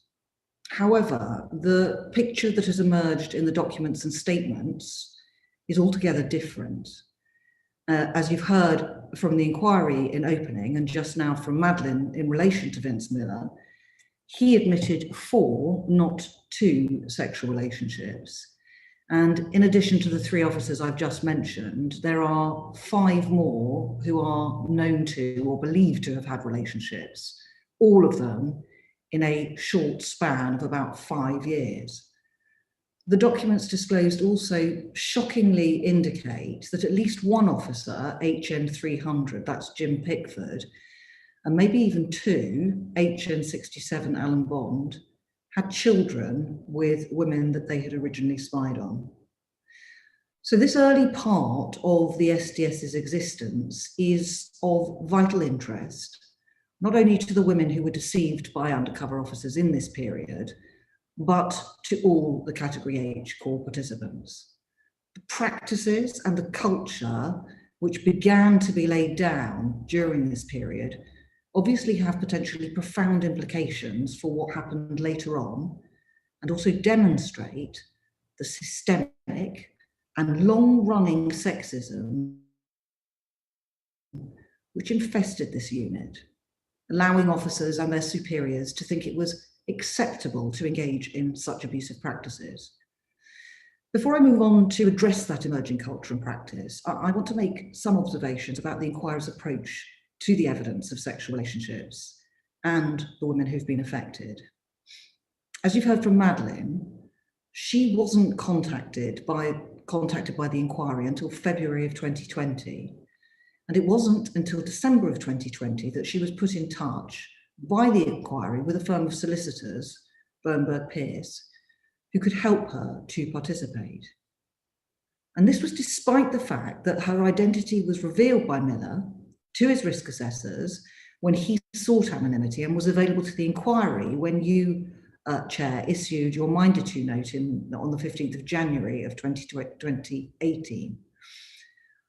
Why did the inquiry take so long to contact Madeleine? And why, when it did so, was so little thought given to the care that would be required in making contact? For example, as you've heard, contrary to the inquiry's undertaking made in December 2018, that the contact would be made by a female member of the inquiry's team, a male member delivered the letter to her. And why did it provide her with so little help to find the legal assistance she required, including by providing her with details of police spies out of lives? Again, something it had undertaken to do in this instance when it met with the Category H core participants in July of 2018. When he gave his account to the risk assessors, Miller was unable to remember at that point the name of the other member of the SWP that he had admitted to having a sexual relationship with. But he did later recall that name, and he provided it to the inquiry in February of 2018. Yet it is only now, 3 years later, that steps are being taken to trace her. Why has the inquiry failed so profoundly to address her right to know and to be involved, should she choose, in trying to uncover the abuse done to her? Also of concern is the inquiry's apparent indifference to the sexual relationships by officers perpetrated under the deception of their cover identities with women who were not the targets of their deployment. When Miller sought anonymity, he didn't just admit the 2 relationships with SWP members, which was disclosed by the inquiry to core participants in the anonymity process. He actually admitted to 4 sexual relationships, 2 of which he said were with women who he was not spying on. The inquiry withheld these other admissions as though somehow he had a right to privacy over those abusive encounters which took place in circumstances where he had deceived these 2 women using his cover identity. Those women didn't know the truth, that the persona presented was entirely false, and that he was in truth a police officer when they consented to sexual intimacy with him. They didn't know that they were sleeping with someone for whom this was a perk of his job. This may well not be the only occasion on which the inquiry has treated evidence of sexual relationships while officers were using their cover identities as irrelevant or as a private matter for the officer concerned. It's entirely possible, given the approach that was taken to Vince Miller, that there are other cases. There is therefore this further implication that the Category H core participants have no idea whether other officers have admitted to having sexual relationships using their cover identities with women they were not spying on. And it goes without saying that if such admissions have been made, they should not be taken at face value. The admitted relationships may, in fact, have been with activists. Because we know officers have lied in precisely this way before. For example, Jim Boyling, who had a relationship with, later married and had children with Rosa, provided a statement in 2011 when an investigation was commenced by the Metropolitan Police following his having been outed, in which he claimed that Rosa was working as a waitress when he had met her and had nothing to do with his target group. A complete pack of lies. But even if those relationships that have been admitted were with women who were not active in the political movements the officer was infiltrating, the Category H core participants are gravely concerned that the inquiry does not recognise that every deception practised by an officer using their undercover identity to engage in sexual relationships constitutes serious wrongdoing on the part of the officer and a grave violation of the rights of the women concerned, and it needs to be openly investigated. The inquiry has refused to tell the Category H core participants whether it has taken any steps to contact the 4 women that Vince Miller and HN21 have admitted to having sexual relationships with, who the officers say were not activists. We do take on board counsel to the inquiry's comments on this issue in their opening statement, that even such relationships are a matter for investigation. That is, that they are not excluding the need to investigate such relationships, but that they will not investigate every relationship, and that in some cases they cannot because the women don't wish to be involved, or to do so would engage an officer. But that doesn't explain why Miller's admissions of these relationships were not disclosed in the first place. It doesn't explain why the inquiry cannot be open to the women about whether it has taken steps to contact other women, and if it hasn't, why it hasn't, and if it has, and the women have said they don't want to be involved. There is no reason why any of that cannot be disclosed. The group of women in Category H have experienced serious abuse at the hands of the state, trust is a major issue, and such a lack of transparency and openness is not only unnecessary, but it is detrimental to their well-being. It really creates anxiety and distrust and fear, and fails to recognise the particular care that needs to be taken in relation to the investigation of this issue. Finally, the Category H core participants wish to reiterate their concern about the inquiry's approach to restriction orders, protecting the real and/or cover identities of officers. We know that when you, sir, restricted disclosure of Vince Miller's name, you did so knowing that he had admitted to 2 relationships with different female activists. So you described these as fleeting, Vince Miller having stated that he only slept with each woman on a single occasion. What is notable is you accepted that characterization at face value. And you also noted these fleeting sexual relationships occurred before Miller's marriage, presumably to emphasize that there was no betrayal of a wife. But so far as the deception and betrayal of the 2 women were concerned, you simply said that the deployment appeared to be unremarkable and concluded that disclosing the real name of Vince Miller would unjustifiably interfere with the respect for his private and family life. Since receiving Madeleine and Vince Miller's statements, you have ruled that the restriction order in relation to Vince Miller's real name must be revoked, and we welcome that.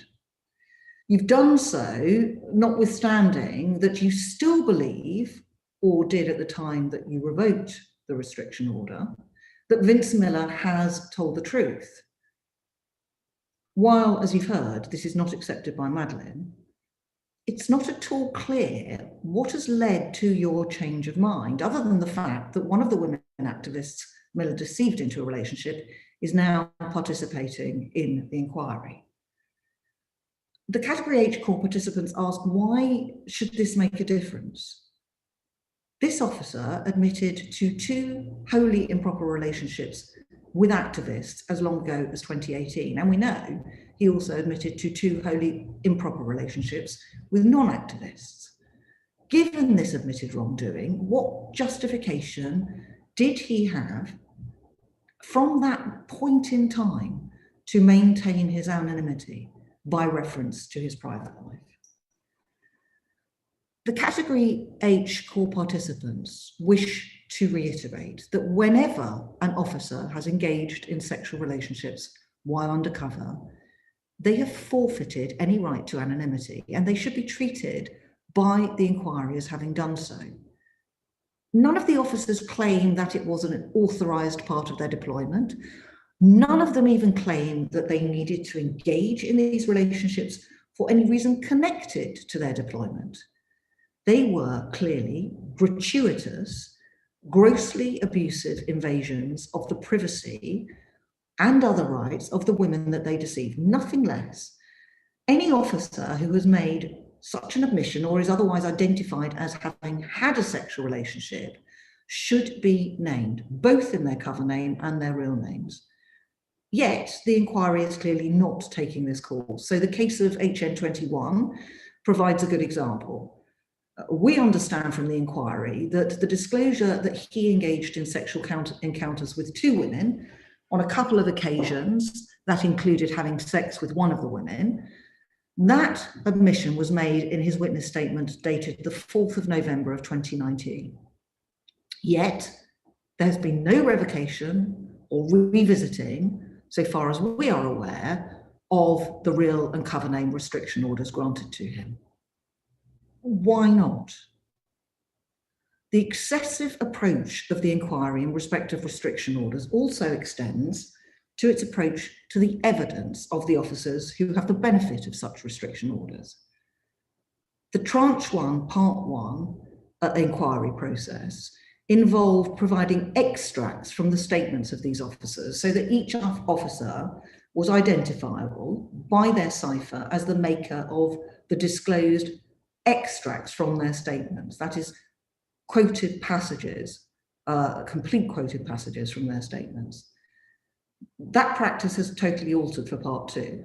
We have no extracts from statements. Instead, we have a short gist, which consists of a blending of the officer's accounts, and save in exceptional cases, no attribution of any account to a particular officer, which makes it impossible to know which officer is addressing a particular point, which then makes it impossible to target questions sensibly at officers, because we don't know, for example, what period the officer served in and who were their fellow officers.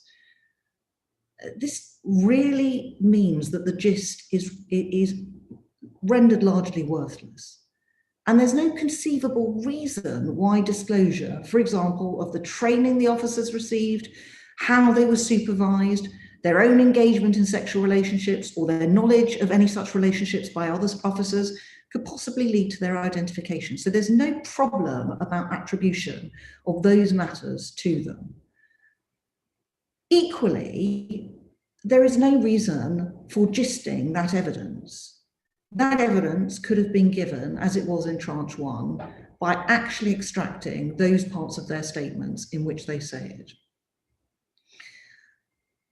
I make it clear now that when it comes to the process of those officers giving evidence, it is foreseen by the inquiry at this point in time, closed hearings, the Category H core participants will be pushing hard for further openness, for them to give evidence that can be given openly.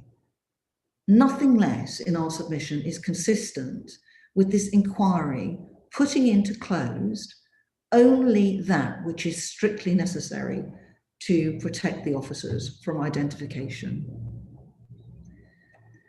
I want now to turn to what we know of the relationships officers engaged in during this decade, before then looking at how it was allowed to happen. As I've already indicated, the documentation disclosed reveals that from the middle part of the decade onwards, early to middle part, up to 8 officers had sexual relationships while undercover. 3 of those officers were deployed in the early to mid part of the decade in a third batch of officers recruited into the SDS. And the remaining 5 were among what appears to have been the 4th batch, deployed in about 1978. The number of women deceived by them obviously greatly exceeds the number of officers doing the deceiving, because, as has been noted, some officers admitted to multiple relationships. Counsel to the inquiry in their opening estimated that there were 12 women who were deceived. It could well have been many more. Among that third batch, there was HN 302, Rick Gibson, HN 297, and Jim Pickford, HN 300. HN 302, who has the benefit of a real and cover name restriction order, commenced his deployment sometime in 1973. And in his impact statement, he admitted to one sexual encounter at the very beginning of his deployment with a woman who was on the periphery of another group. That is not the group he was deployed in to target. He said at the time he was a single man, both in his real life and as part of his cover identity. In the gist we've received now of the statement for this part, he adds a little bit more detail. He says, I quote, "After a couple of meetings, I developed a friendship with a woman. We had a drink after one of the meetings, and then we went back to my cover accommodation." Again, he says he was a single man, both in his real life and cover identity. He says, "It didn't go further than that night. I did not come across her again in my deployment. I did not set out to sleep with anyone, but the circumstances presented themselves to me and I did not say no. Having a drink with this woman did bolster my cover identity, but the fact that we ended up having sex did not, at least in my view, provide any additional benefit in terms of cover, and that is not why I did it. It was not necessary to sleep with anyone to have a well-rounded cover identity. It was not something my management told me to do, and I did not speak to my managers about it afterwards. I did not think it was necessary to do so, as it was not relevant to any instructions or training I had received. It's important to note here that even though the officer says the woman was not from his target group, she was plainly an activist.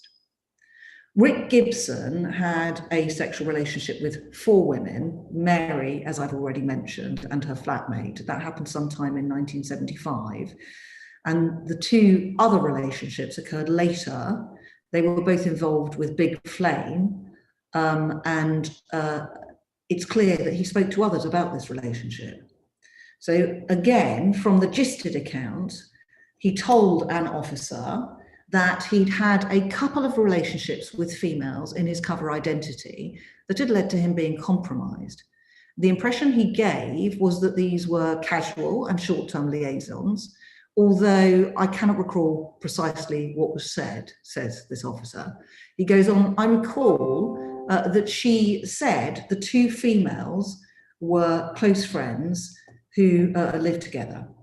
The inference I drew was that he was telling one female one story and another a different story, and that the stories didn't match, and that led to his being exposed.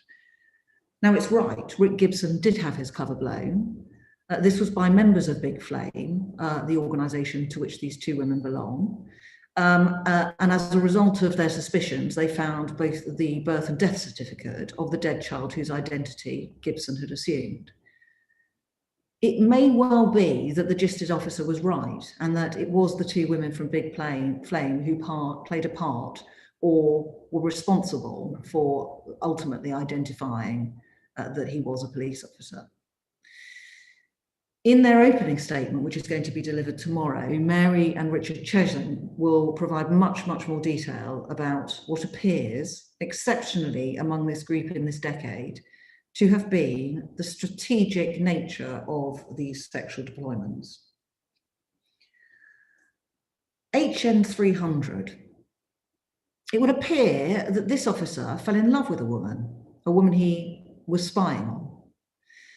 An officer whose evidence is again gisted says that he tearfully told me he'd fallen in love with a lady associated with his group. He was beside himself because he wanted to tell her everything, including his undercover role, which he realised would seriously impact upon the entire SDS operation. The officer contacted, that is the officer he spoke to, contacted the SDS office with HN 300's agreement and then acted as a conduit between HN 300 and his managers. HN 300's family has also provided evidence to the inquiry which discloses that his wife, at the time, discovered the relationship, and as a consequence the marriage broke down. HN 300 then continued the relationship with the woman he'd met and targeted while undercover after his deployment ceased, and they actually had a child together. That relationship also broke down later on, and the woman moved away. As we understand it, the inquiry has tried but been unable to track her down. There is, it seems, no official documentation that's been preserved that relates to any of this. Turning now to the 4th batch of officers, these were the ones recruited in the latter part of the 70s. We know or suspect that at least 5 had sexual relationships. As noted, HN 21, who was believed to have been deployed in 78, admitted to engaging in occasional sexual encounters with 2 women he met at an evening class in his cover identity, including on a couple of occasions having sex with one of those women. HN 106, Barry Tompkins, is mentioned in a security service note for a liaison. This officer was deployed after 1978. The security liaison note mentions that he probably bedded an individual who, from the context, was plainly somebody he was spying on. And the note says that his bosses had warned him off. In his witness statement, Tompkins denies this, and he characterises the comment in the security service note as a flippant remark. Tompkins isn't being called, and it's far from clear to what extent, if any, the inquiry will be adducing evidence from those who are able to speak to whether the remark was flippant, as he attests, or not. Vince Miller, who we've heard had a relationship with Madeleine, started his deployment in '76. He admits to 4 relationships, as we've already heard, albeit he has clearly lied about their extent. He sought to minimize the extent of his abusive behavior with Madeleine. He sought to blame his conduct on alcohol, stating that each occasion he had a sexual encounter with any woman, he was drunk. He puts forward, in relation to Madeleine, a positive account that he only ever slept with her once. And the difference between his account and Madeleine's is simply not something that can be attributed to the impact of the passage of time on 2 people who are genuinely trying to recollect events of 40 years ago, as the inquiry in its recent decision to disclose Miller's real name does appear to do. Their recollections are entirely inconsistent. Neither of them entertains that they might have forgotten the central question of how often they were intimate. Miller is adamant it was only once. They give totally different accounts of how that first encounter occurred. And Miller is absolutely clear, and Madeleine is absolutely clear that it was many more occasions than this single first night over a period that spanned a few months.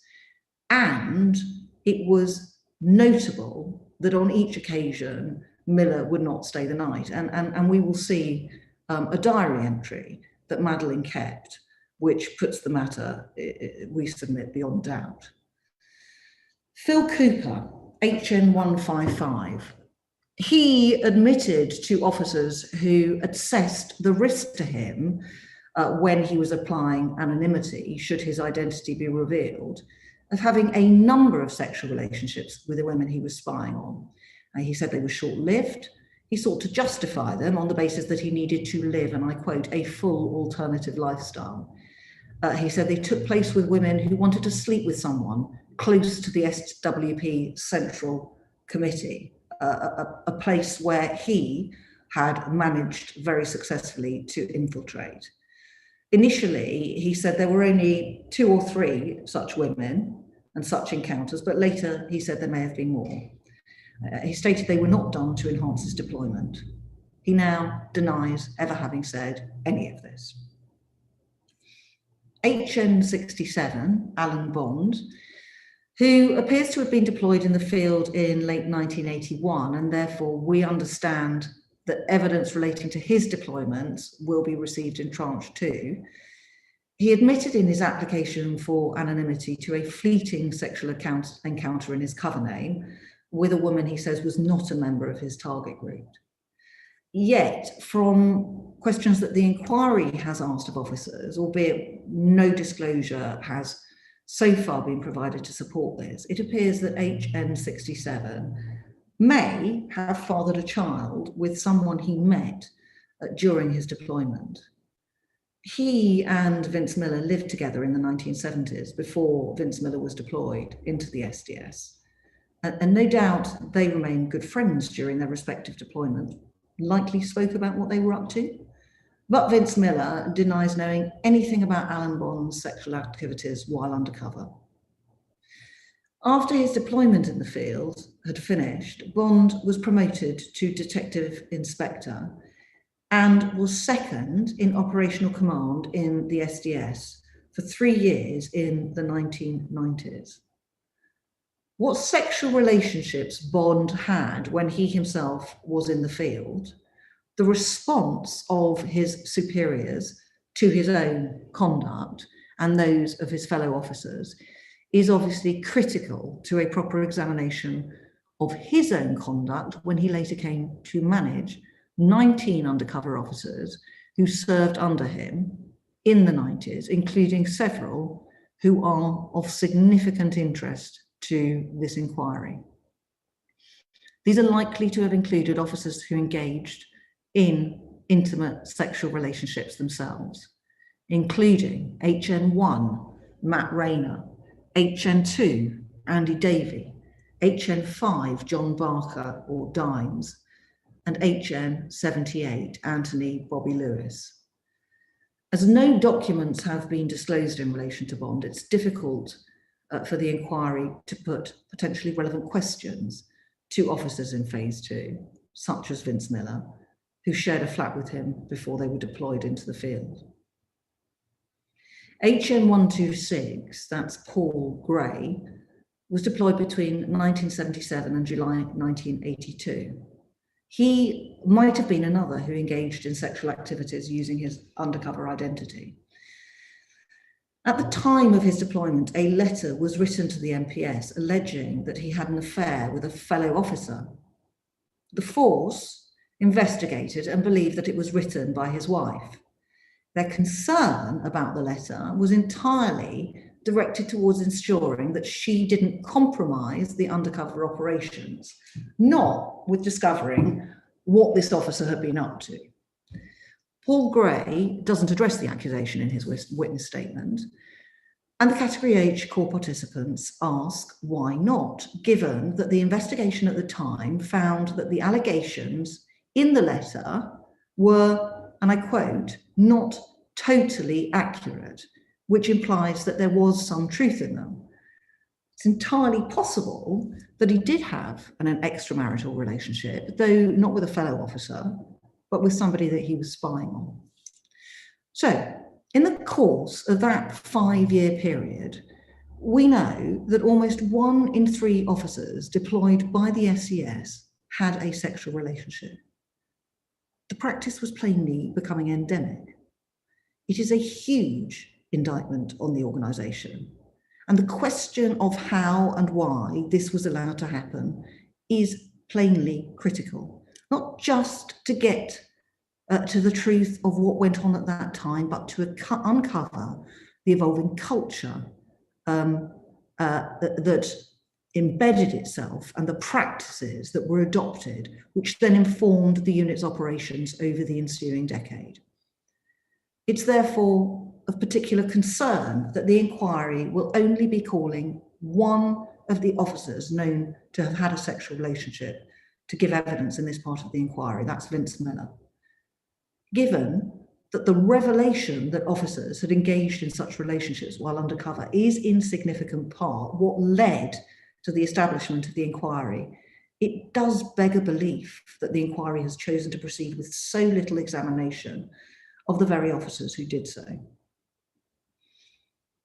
There's no question that institutional sexism played a pivotal part in the emergence of the culture that began to fester within the unit. The SDS was plagued by institutional sexism at this time, as was the wider society in which it operated. There are multiple examples of this, including in the officers' reports. For example, rating women's attractiveness and the size of their breasts, and also in relation to how the unit operated with respect to other classes of women, including those that one would expect or one would assume were considered to be their own, such as the wives of officers or their own female deployments. Those officers who were married or in long-term relationships are all clear that no account was taken of the likely impact of the deployment on their wives and families. Save it would seem in the case of HM 106 and another unidentified gisted officer, the wives of fellow officers were never spoken to by managers and supervisors, either before or during the deployments.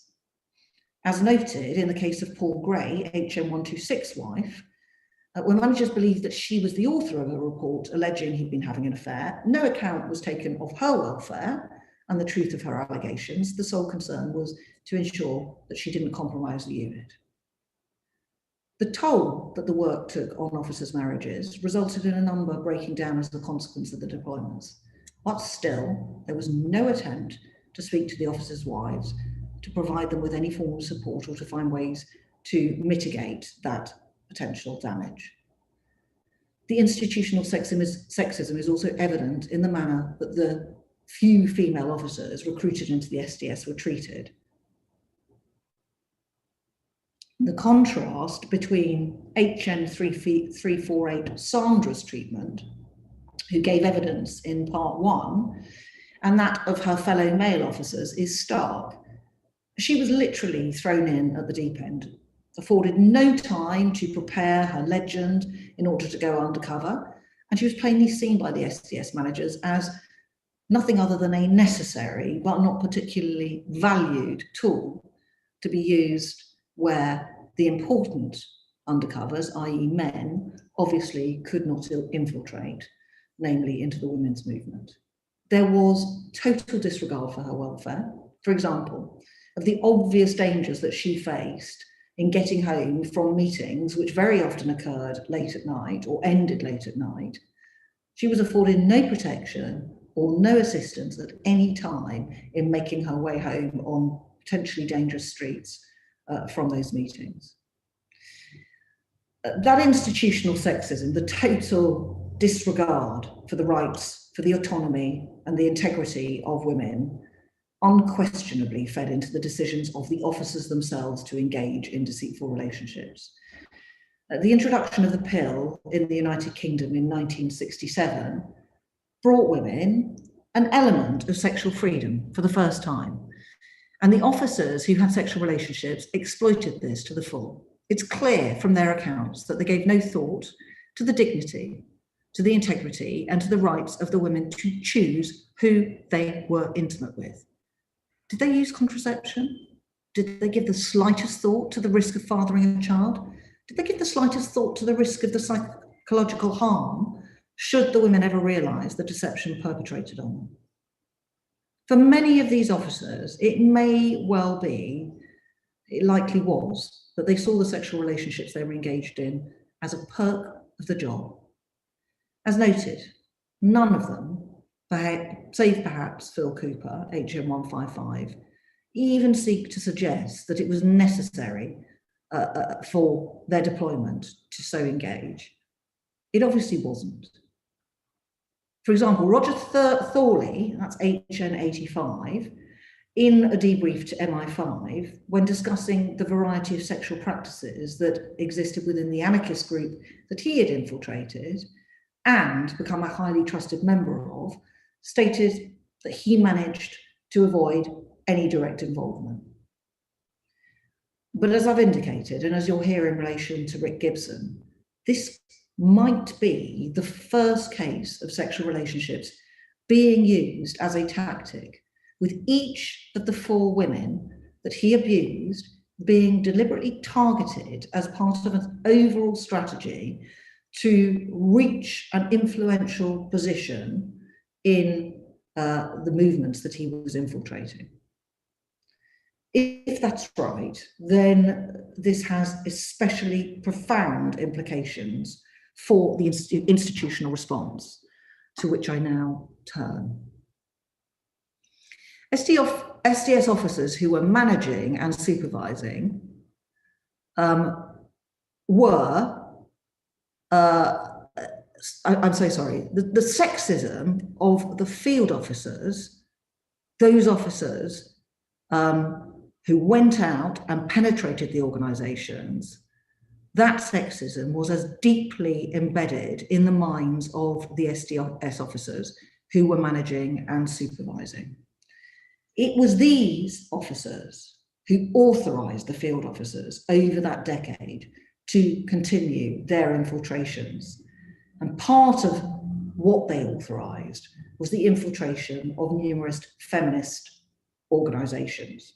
These included Women's Voice, Green and Common Women's Support Groups, Spare Rib Collective, Brixton Black Women's Movement, Women in Ireland and Women Workers League. What possible justification could there be for infiltrating such organizations other than a deep hostility to women's equality? To a person, the field officers are clear that there was no formal nor informal instruction from seniors about engaging or not engaging in sexual relationships. The issue was simply never addressed, not in the early years, and still not a decade into the unit's existence, when at least 8 officers had engaged in sexual relationships. Some officers say it was just left to their common sense, that it was common sense that an officer should not engage in sexual relationships or make close friendships. But plainly, with 1/3 of officers doing exactly that, this was not a matter of common sense. So why were the officers not told in terms that any such relationships were strictly prohibited? Even taking a charitable approach that it didn't occur to these managers in the SDS in the very early days that sexual relationships might occur, because, for example, it was envisaged in those early days that deployments would be very short. The fact is, as counsel to the inquiry indicated, from as early as 1971, it was clear that the SDS would be deploying officers for long-term filtration. By 1971, officers were being deployed into the unit to operate undercover for up to 5 years, and this trend and pattern continued throughout the ensuing decade. So that officers recruited in the late 70s were also being deployed for up to 5 years. And as we've heard, 4 years was considered to be what officers were informed at the beginning of their deployment they should expect to serve. Within a very short period following the establishment of the SDS, it was clear that the officers were building long-term relationships with those they were spying on, that they were becoming important members of the groups that they were infiltrating, that they were socializing outside meetings, whether down the pub or even in people's homes. It would have been blindingly obvious that there was a risk that officers might engage in sexual relationships. Insofar as it might naively have been believed that marriage would afford some sort of protection, the fact is not all officers were married, Vince Miller and Rick Gibson being 2 examples of those who weren't. So the marriage of some officers simply can't explain why it was thought unnecessary to say anything. But in any event, the fact that some officers were engaging in sexual relationships unquestionably came to the attention of supervisors. This is attested to by one of the officers, HN 304, whose evidence stands out. This is Graham Coates. He was deployed between 76 and 79, and he provides a detailed account of the twice weekly meetings in the SDS safe house. And he describes how, in the course of the officers' chat, some made jokey remarks which clearly indicated they'd engaged in sexual relationships. He also makes clear their supervisors were present and they would have overheard that banter.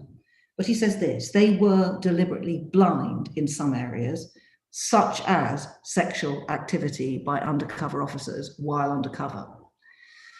Jim Pickford, HN 300, he says, had a reputation among his fellow officers as somebody who was always chasing after women. It was widely known, he says, that he was a philanderer. His name would almost certainly be mentioned as a gauge in connection with joking about relationships with women.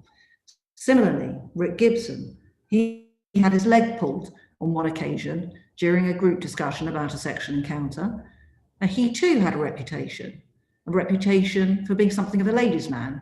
And the gist of the joking was that he had done something which reflected that reputation. And HN 304 says there was another occasion when similar joking took place in relation to another officer who had also had some sort of sexual encounter. There is a striking contrast between the account of HN 304, Graham Coates, and that of the other officers who would have been deployed and been present with him at those safe house meetings. All of those other officers say that they knew nothing whatsoever about other officers having relationships. Is it likely that Coates is lying? The answer the Category H core participants submit is obviously not. What possible motive would he have to do so? But beyond that, the activities of Jim Pickford and Rick Gibson are independently verified, as we've already addressed. So it is beyond coincidence that the 2 officers that HN 304 picks out by name as having had relationships which he knew about because of that banter are the very ones who have been independently verified as having engaged in sexual relationships. But there's also further support for Coates' account that comes from contemporaneous records of the managers themselves, records contained in the annual reports that they submitted that were submitted by the SDS. Those reports are replete year on year with descriptions of how closely the field officers were supervised. Extracts are set out more fully in our written submissions, but here's a flavour of what is consistently reiterated across the decade. I should just mention that the issue of supervision before 1978 was discussed as a critical feature of security, of maintaining the security of the unit. After 1978, it was also dealt with under the heading welfare. So starting with the annual report of 1974, under the heading security, it says this: security remains as ever the prime consideration in all SDS activities. The finest safeguards continue to be strong supervision and a constant sense of self-preservation, which is instilled into all operational officers. Equally valuable in this respect are the regular meetings of SDS members at one of our or other of our headquarters flats, as well as ensuring an adequate level of supervision and the opportunity to discuss and identify common problems and future targets. They provide an opportunity to assess the behaviour of operational officers so that any pressures, operational or otherwise, can be quickly diagnosed and remedied. Then turning to the annual report of 1978 under the heading welfare and supervision, it now says this: twice a week meetings are held at one or other of the two secure headquarters flats when all members of the SDS are in normal circumstances present. Additionally, individual members of the field team are seen during the course of the week so that over a period of 3 weeks, each one will have had an opportunity to discuss privately his particular work and any problems either of a professional or domestic nature. It is also an accepted practice that any member of the field team can seek advice, etc., from any of the administrative staff at any time, whether by telephone or personal contact. It will be readily appreciated, therefore, that although the field officer's work is by definition totally unsupervised, there is constant contact with their immediate supervisors, which leads to very close monitoring of an extremely delicate operation. And the annual reports for 1979 and 1980 are in similar vein. So close supervision of officers, especially through the twice weekly meetings at the SDS safe houses, was, according to management, an integral part of the SDS operations by the mid-70s. And whether the purpose of that supervision was to ensure security of the unit's operations or to support the officers as part of their welfare, to be effective, that supervision had to ensure that the unsupervised activities in the field were captured so far as possible when officers came in from the field. So what was said by those officers when at the safe house was critical. There is no question, therefore, that supervisors would have sought to listen to what the officers were saying. The only sensible conclusion, therefore, is that many of the officers who deny knowing that some officers were engaging in sexual activity while undercover are deliberately hiding what they learned in the course of these safe house meetings, or in the course of socialising elsewhere and away from the safe houses with this group of officers to whom they inevitably would have become incredibly close in this strange world they inhabited. And this has obvious implications for how the inquiry should approach their evidence. It must not accept those denials at face value. They have to be probed and they have to be treated with serious caution. Finally, we also know from the account referred to earlier of a gisted officer that sometime in 1976, the fact that HN 300, Jim Pickford, a married officer, had fallen in love with somebody he was spying on, was relayed to managers. And from another gisted officer, we know that Rick Gibson disclosed his relationship with Mary and the other activist, and that his deployment, or it might have been in fact with the other two women he had a relationship with, and that his deployment was compromised as a result. It's inconceivable management didn't know this too. And the security service note demonstrates, at the very least, the strong suspicions that management had that HM 106 Barry Tompkins had slept with a target. So what stands out from all this evidence is the total failure of SDS managers and supervisors to do anything about the sexual misconduct of the officers. The clear message this would have sent to the officers in the field was that nothing is improper about engaging in deceitful sexual relationships. The absence of any measures prohibiting such behaviour, of any steps being taken to safeguard the women, is nothing other than institutional sexism. The very fabric of the SDS permitted officers to behave in this way. So, what are we driven to conclude from all of this? That within a matter of a few short years of the unit's establishment, a culture had been created whereby, at the very least, supervisors permitted officers, donning their undercover identities, to indulge themselves sexually, using the bodies of women as a perk of the job, a bonus for their contribution to the unit's work. That a state institution which exists to serve the public should permit such activities is unspeakably abhorrent. And it's not just institutionally sexist, it's deeply misogynistic. But it may well not stop there. The inquiry must also start to examine whether as a result of Rick Gibson's use of sexual relationships during his deployment, supervisors came to recognise sexual relationships as a valuable part of the armoury of undercover policing. It's notable that in 1992, Rick Gibson applied for a promotion to Detective Chief Inspector, and he listed his work as a field officer in the SDS in his application. And of course, if HN67 Alan Bond engaged in sexual activity, if he fathered a child, this also has major implications for the later management of sexual relationships by the unit. Yet it seems clear that this will never be properly explored. We have belatedly learned from the inquiry that he will not now be giving evidence due to a deterioration in his health.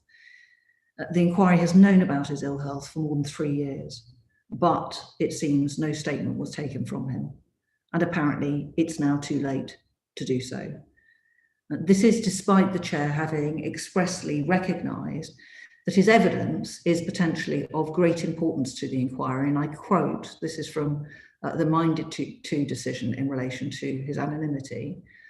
It may need his evidence to be taken out of sequence before his memory deteriorates further. I want to draw these submissions to a close by quoting from a special branch memo dated the 15th of May, 1981. So right towards the end of this dismal first decade of the unit's existence. It was written following the discovery of a registry file concerning the work of an under-officer who was believed to have been the very first special branch, in inverted commas, Harry. Incredibly, this Harry was a woman, a Miss Pelling, who infiltrated the Communist Party of Great Britain in 1921. The woman was contacted for her recollections, and the memo concludes with this account of what she said. She remembers the personnel of the 1920s as, in inverted commas, gentlemen who never took liberties with her or in her presence. And the memo then continues. This, naturally, is as true of the behaviour of today's special branch officers in the presence of the fair sex as it was of the staff in Miss Pelling's time 60 years ago. This is as clear an indication as any of the need for this inquiry to scrape away and dig beneath the self-justification, the obfuscations, the omissions, and the downright lies presented by the SDS records and reports and the officers. From those in the annual reports written by a unit seeking to justify its utility, its continued existence, right through to the lies of officers writing up reports, sanitizing them to exclude their own wrongdoing, or the extent or nature of their own involvement in the movements they were penetrating. But as all the core participants have repeatedly insisted, those lies, can only be exposed if the inquiry recognises how much it needs the help of those who were spied on. And that means not just making sure they're contacted and supported to become involved, but also providing them with full disclosure in good time to allow them to properly review all the documents, to expose the inaccuracies and to expose the lies. And as was the case in phase 1, so too in phase 2, that simply has not happened. The case of Alison, who had a relationship with Mark Jenner for 5 years in the 1990s, provides a clear example of officers' reports containing fundamental inaccuracies which only those spied on can identify. There was some disclosure for this phase, which includes a couple of reports from the 1990s. And Alison has seen these reports, and she is able to identify that she was actually present at some of the meetings to which these relate, because she had a diary that she kept at the time, and she still has now. She has had confirmation from the inquiry that Jenner's reports don't identify her as having been present, even though she attended those meetings with Jenner, because that very first meeting in the chronology of these reports was one that took place 6 months after she and Jenner had started a relationship. So not only has she been written out, but there are then inaccuracies in his reporting. He writes himself out of discussions, and in particular, a pivotal discussion and a pivotal role he played on one occasion in stoking a conflict within the group. So Alison can provide a detailed account of these meetings. She can shed light on how this officer's reporting was inaccurate in critical respects, and on the extent of his own involvement in shaping the course and actions of the movement he was infiltrating. Now, so many others who could do the same in this phase simply will not have the opportunity. We also know that Mark Kennedy, another example, lied about using the women he had sexual relationships with to gather intelligence. So he told the Home Affairs Select Committee that the 2, and I put that in inverted commas, women he slept with provided no intelligence at all. I put that in inverted commas because he slept with so many more than 2 women. But the police statement to the IPT in Kate Wilson's claim, so Kate, as I mentioned in the opening, has proceeded to the Investigatory Powers Tribunal with a claim that her human rights were violated, in large part because she wants to secure documentation that has thus far been withheld from her. And in those proceedings, she has managed to secure a lot of disclosure and a lot more information from the police. And in the police's statement, they say this of Mark's allegation. As is evidence from the review of the documentation and the summary in his statement, it does not appear to be correct to suggest that Kate Wilson provided no intelligence at all. And that's putting it mildly. In fact, Kate Wilson was made a named target of Mark Kennedy's operation. It's not too late for the inquiry to change its approach to ensure that future hearings don't suffer the same failings and that all relevant evidence is available. And once again, the Category H participants urge the inquiry to take the steps needed to enable them and all the non-state core participants to meaningfully participate and help the inquiry with its work. It goes without saying that the Category H core participants fully expect to participate in all future hearings as they are doing so in this phase, because it is clear, as I said at the outset, relationships were becoming endemic by the end of this decade. Finally, the Category H core participants wish to express their utter dismay that counsel to the inquiry has indicated that the Tranche 2 hearings will not now take place until after 2022. These delays are intolerable for the women. Their need, in particular, for disclosure of documents which relate to them for their psychological well-being has been repeatedly emphasised. As Madeleine said just before me, it is cruel that they are still being deprived of those documents. If there is to be any further delay, the inquiry should, we strongly submit, ensure the prioritisation of the provision of disclosure to the Category H women. They simply cannot be required to wait any longer. And we know that the MPS has indicated that it is very happy to do all that it can to insist if the inquiry chair takes a decision to prioritise that disclosure. So we urge the chair, in light of this further delay, to consider that and to relieve their distress. Sir, those are the submissions on behalf of the Category H women. Thank you. I would only say in response to your concluding remarks that many promises are made by many parties, which when it comes to fulfilling them, are fulfilled more slowly and with greater difficulty than others have been led to believe. It may well be that the request that you make cannot be fulfilled. We are now going to break for 15 minutes. We will then go straight on to Mr. Ryder, whose submissions will conclude today's hearing. This is being done in memory, respectful memory of Stephen Lawrence.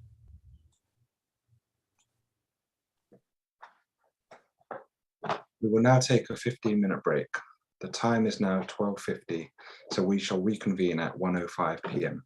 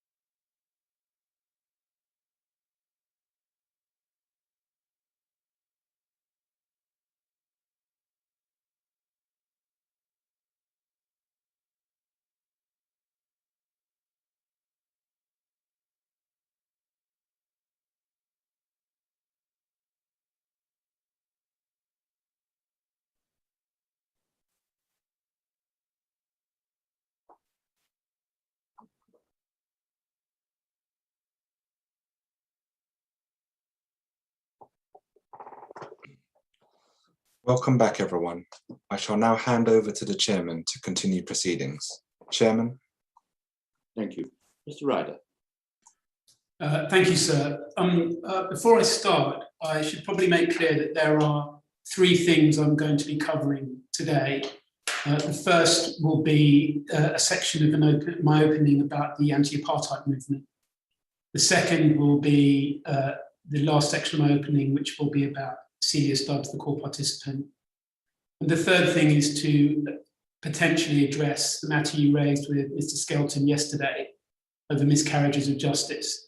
I should say right from the beginning that it's a close fit to get everything in the time that I've been given, and I'm grateful for being given a bit more time, but it's going to be a close fit, and I may go slightly over. And so one of the things I was going to mention is that I'm happy to address you on the miscarriages point, but I may address you on it shortly with the intention that Mrs. Skelton and I, and maybe others, will put something in writing for you to be able to look at and consider our view. May I say that I'd welcome that, if that's a course you would prefer, you do so with my encouragement. Yes, so if I've got time to, thank you, sir, if I've got time to address it at the end, which I doubt, then I will, otherwise I'll be putting something in writing, if that's okay. Thank you very much. So if I can begin the opening statement in relation to the core participants, Lord Hain, Professor Rosenhead, and Ernest Rodker, and the anti-apartheid movement. From the 1960s onwards, the international movement against the apartheid regime in South Africa was one of the world's largest social and political movements. I'm going to make a reference to one or two images, so I'd be grateful if we could put up on the screen the image reference DOC 045.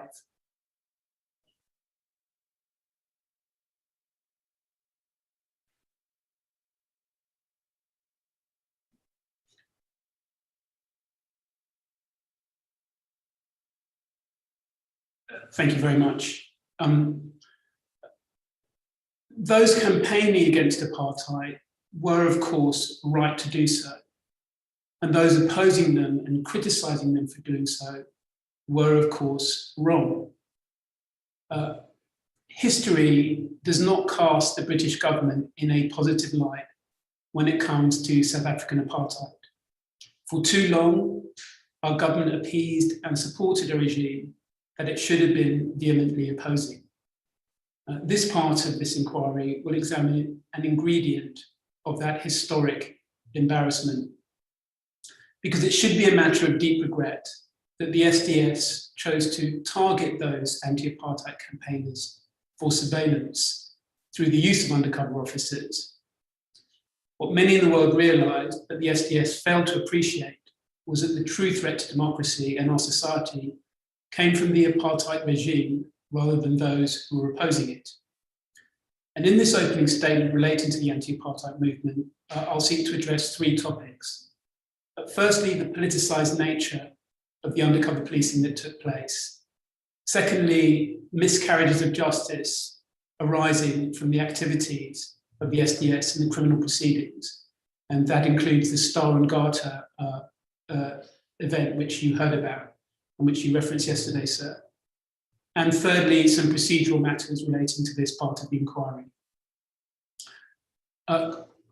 So could we please take down that image and put up another image, which is reference DOC 047.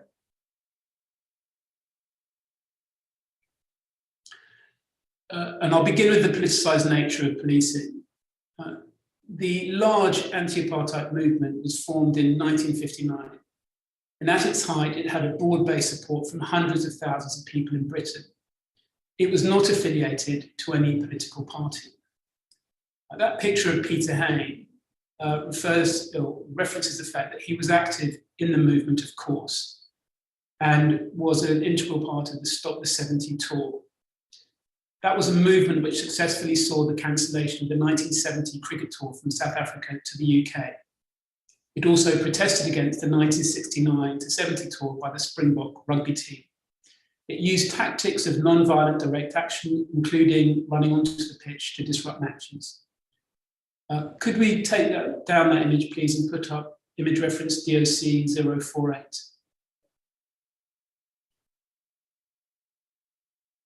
This is a poster relating to the Cabora Bassa Dam Busters Mobilising Committee movement. And the Dam Busters Mobilising Committee was a broad-based coalition of groups which shared a common aim to explain to the British public how the Cabora Bassa project broke UN sanctions against the illegal regime in Rhodesia and bolstered both apartheid in South Africa and Portuguese rule in Mozambique. The Dam Busters Mobilising Committee campaigned to ensure British companies played no part in the project, and the DMC coordinated efforts of the coalition. It did not subscribe to any political party or any political doctrine, wasn't affiliated to any political party. This is important because all of those groups were spied upon by undercover officers. The annual reports of the SDS show that those campaigning on anti-apartheid matters were targets of SDS surveillance right from its inception. I think you can take the image down there, thank you. The anti-apartheid movement was identified as a target for surveillance in the first annual reports of the Special Operations Squad in 1969. The anti-apartheid movement and other related groups then featured in all following annual reports into the 1970s. 5 out of a total of 13 staff for the SDS, both operational and otherwise, were involved in targeting Stop the 70s tour. Coverage of the Stop the 70s tour and its successor campaigns continued well into the mid-1970s. We highlight that because it contrasts with the far-right groups who do not appear to have been targeted in the same way. This decision to target left-wing groups but not far-right groups appears to have been a deliberate decision rather than the result of any difficulty obtaining infiltration into the far-right groups. Because as the annual report for 1972 states, quote, right-wing extremist groups who in recent times have not posed much of a threat to public order are not covered by the SDS, but there are no technical reasons why they could not be, should the position deteriorate. We suggest that one of the points that's important in this part of the inquiry, that the assessment to target particular groups can only have been reached by SDS officers taking a misguided and a partisan political perspective.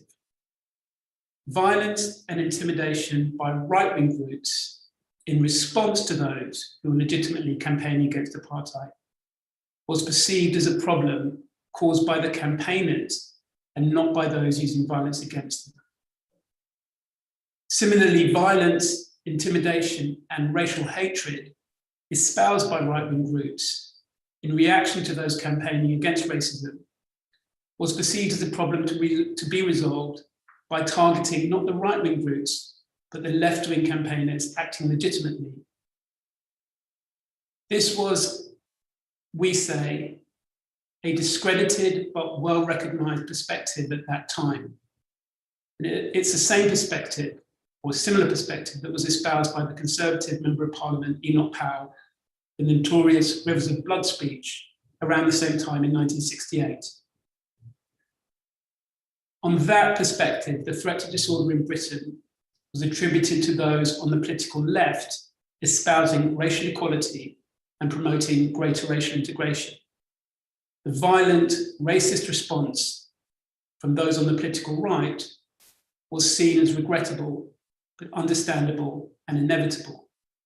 This is a flawed political perspective, and that is a similar perspective to that which caused the targeting of left-wing groups rather than right-wing groups. In fact, the first infiltration of the National Front was not instigated by the SDS themselves, but rather by the results of an undercover officer who infiltrated a left-wing group, the Workers' Revolutionary Party. And the Workers' Revolutionary Party, without realizing he was an undercover officer, encouraging the officer to find out about the National Front. There was no difficulty ensuring coverage of right-wing groups by the SDS had they wanted to. It seems there was a deliberate decision not to target such groups. In 1976, there was a re-evaluation of the role of the SDS. It found that the level of violence on demonstrations had decreased since the inception of the SDS in 1968. But the number of demonstrations had increased. The need for coverage by the SDS was purportedly justified by the fear of the ultra-left. We refer to the document NPS 0730745, and we've quoted in our paragraph 10 of our written opening statement from there. The suggestion of the focus on the ultra-left indicates a mission creep, because the nominal target of infiltration is the ultra-left, but undercover officers continue to use what we've understood to be described as the oblique approach.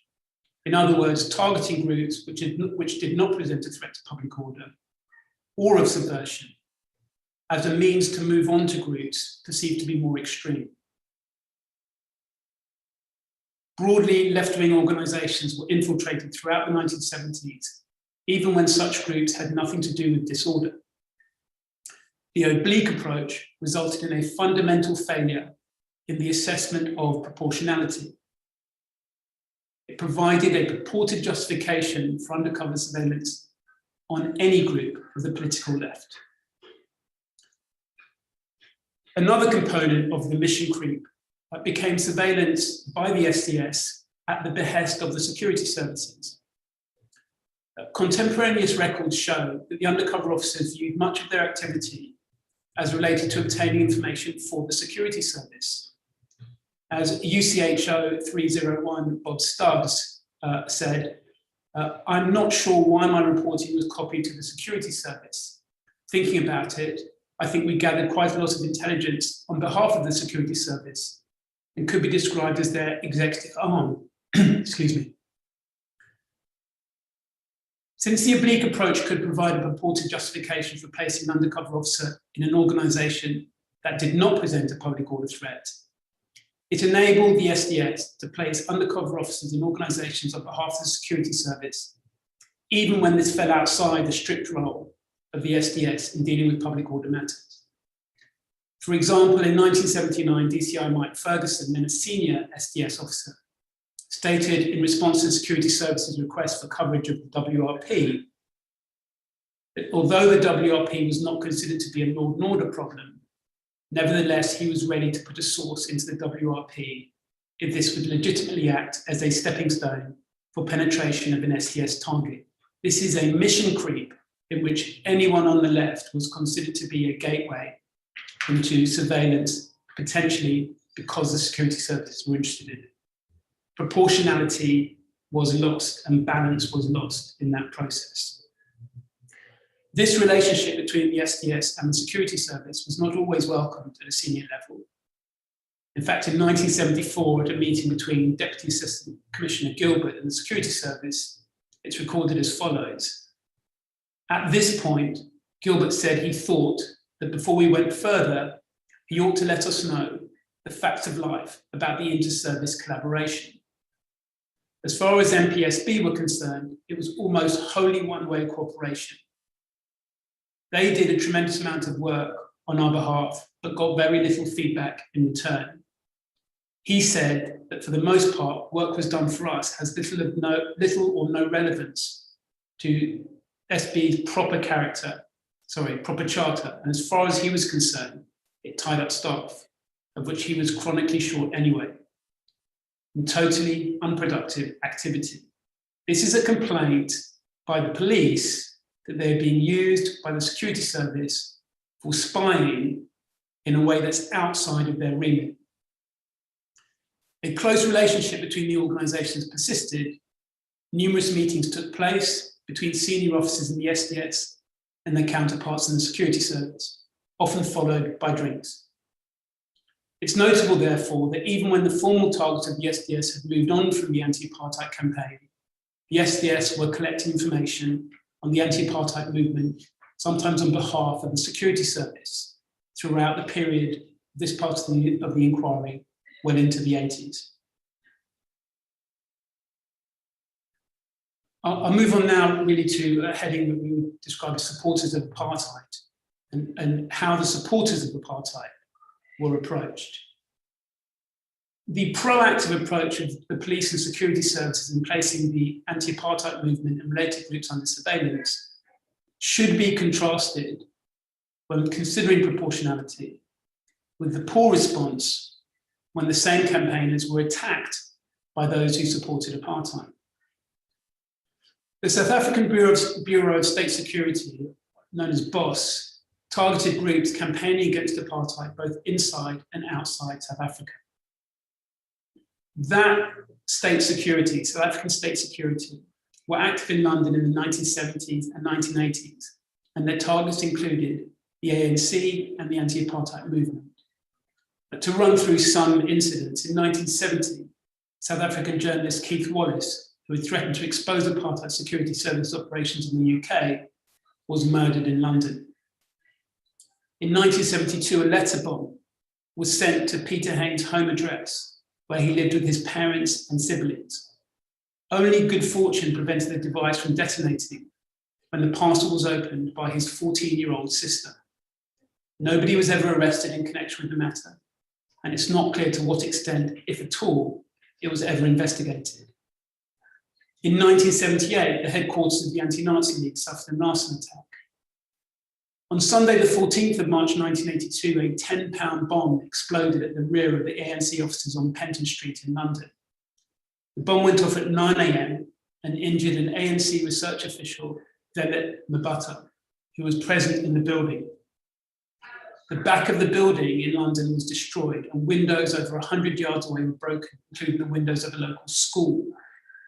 The matter was reported to the police. No one was ever charged. And later, a former member of BOSS, Craig Williamson, admitted responsibility for that attack to the Truth and Reconciliation Committee hearings in South Africa following the fall of apartheid. On 17th of July 1985, there was a well-planned arson attack on the anti-apartheid movement offices in London. Forensic experts who examined the fire stated that the flammable liquid used was of a type only available to military sources and not on sale to the public. Again, nobody was ever arrested in relation to that matter. So in light of that background, the reason we raise it is that this inquiry and those interested in this inquiry might have expected to see disclosure of reports and SDS activity relating to surveillance and investigation of those involved in those violence attacks, the supporters of apartheid involved in violence attacks, and those who were aligned with them through support of the apartheid regime. But this is not the case.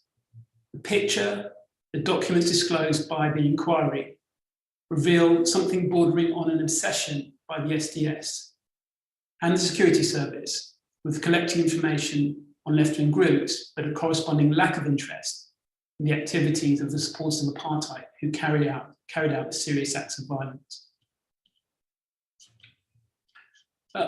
In that regard, I'd like to pause for a moment just to make a comment on the opening statement by the designated lawyers and how an aspect of what was said there tried to put context on the surveillance of the anti-apartheid movement. Because we've set out the context to show the difference between the surveillance on the anti-apartheid movement and the supporters of apartheid, but also trying to put it in the historical context of judging how, or looking at how misjudged that surveillance was.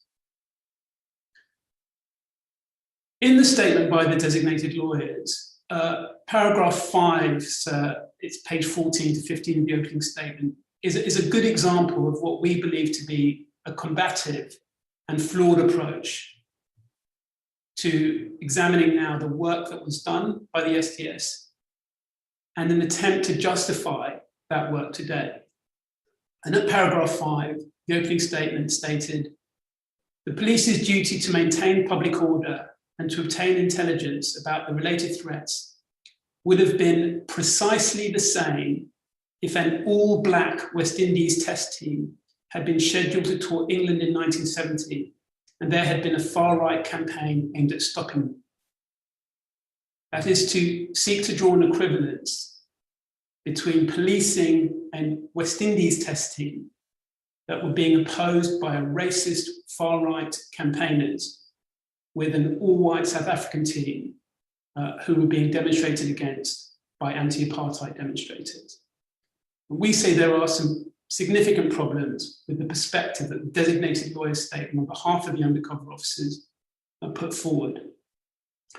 The first is that it equates the level of police concern there should have been in gathering evidence about legitimate anti-racist campaigners with far-right groups campaigning to incite racial hatred and racial division. That equivalence entirely confuses neutrality with, that attempt to draw a parallel confuses neutrality with equivalence. It is not politically neutral to treat different things as though they are the same. In fact, treating different things as though they are the same is unfair and disproportionate.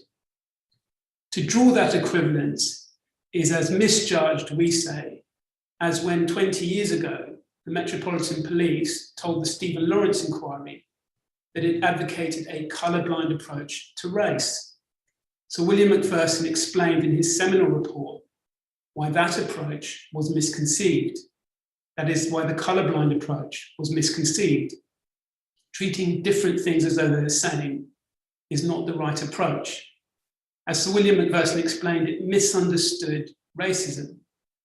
And in the same way, drawing equivalence between policing legitimate anti-apartheid protesters with far-right groups inciting racial hatred misunderstands the role of police in a democracy. It also misunderstands proportionality. There seems to be no proper attention to the right to freedom of expression, the right to privacy. The focus on what the officers believed wrongly to be the reason to put left-wing groups under surveillance seems to have been devoid of an assessment of proportionality. And that's not only a problem that occurred then, but in seeing that put forward in the opening statement from the designated lawyers, it seemed to be a problem that persists in their approach today. The second reason why we take objection to what was said by the designated lawyers is that the example they give of saying that the same approach would have been taken to right-wing groups is strikingly ahistorical. The disclosed documents, as I've said, show a virtual obsession with spying on left-wing groups or virtually no interest in spying on far-right racist groups opposing them. So that example given by the designated lawyer is at best unpleasantly ironic. The undercover officer's views as represented by their opening unfortunately suggests they've learned little.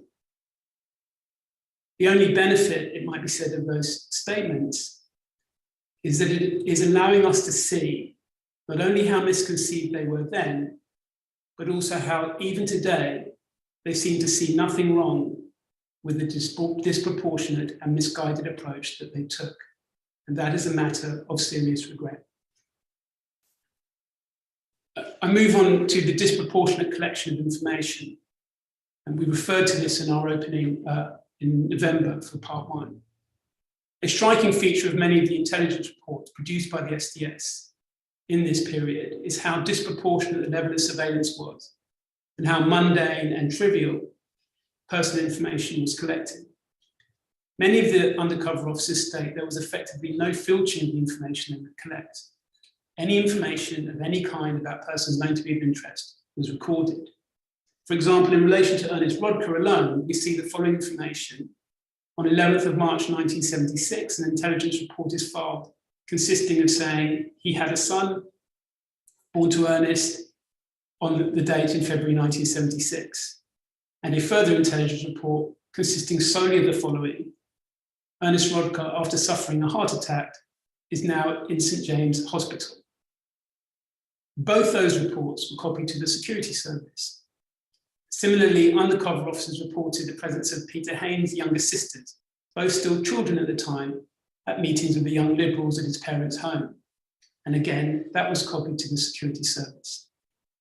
How and why this kind of personal information was deemed relevant to collect and then pass on to the security service seems difficult to understand.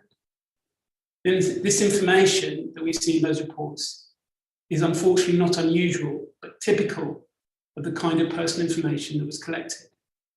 Other undercover officers also reported on the children of activists. So this is the kind of surveillance information that one would expect to see in the files from a totalitarian regime who spy on the private lives of political dissidents. It barely needs to be stated that seeing state agencies secretly gathering information about children is terrifying for any parent to read. Such information should only be collected where there is a pressing social need to do so, if ever, or when that need is properly set out and recorded, and none of that occurred here. There are numerous reports relating to public meetings of a conventional political nature that should have been free from state surveillance. For example, on the 14th of January 1975, an intelligence report is made of a public meeting held by the Battersea Redevelopment Group, 150 people attending, including Ernest Rodker. The meeting was part of a local campaign relating to redevelopment of a fun fair and was attended by residents and local politicians.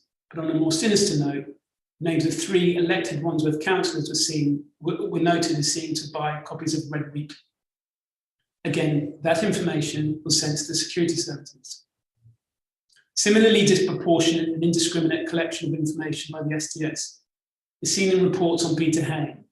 For example, an SDS intelligence report dating 11th of June 1980 lists the names of persons identified as being present at a conference centre where the Labour Party was holding a special conference.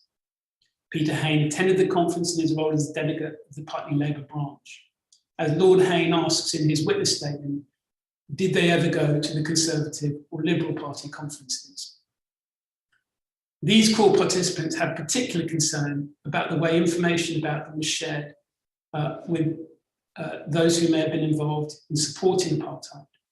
And those concerns are set out in detail, and you will have seen in the statements of Christabel Gurney, a witness to these proceedings, and Peter Hain.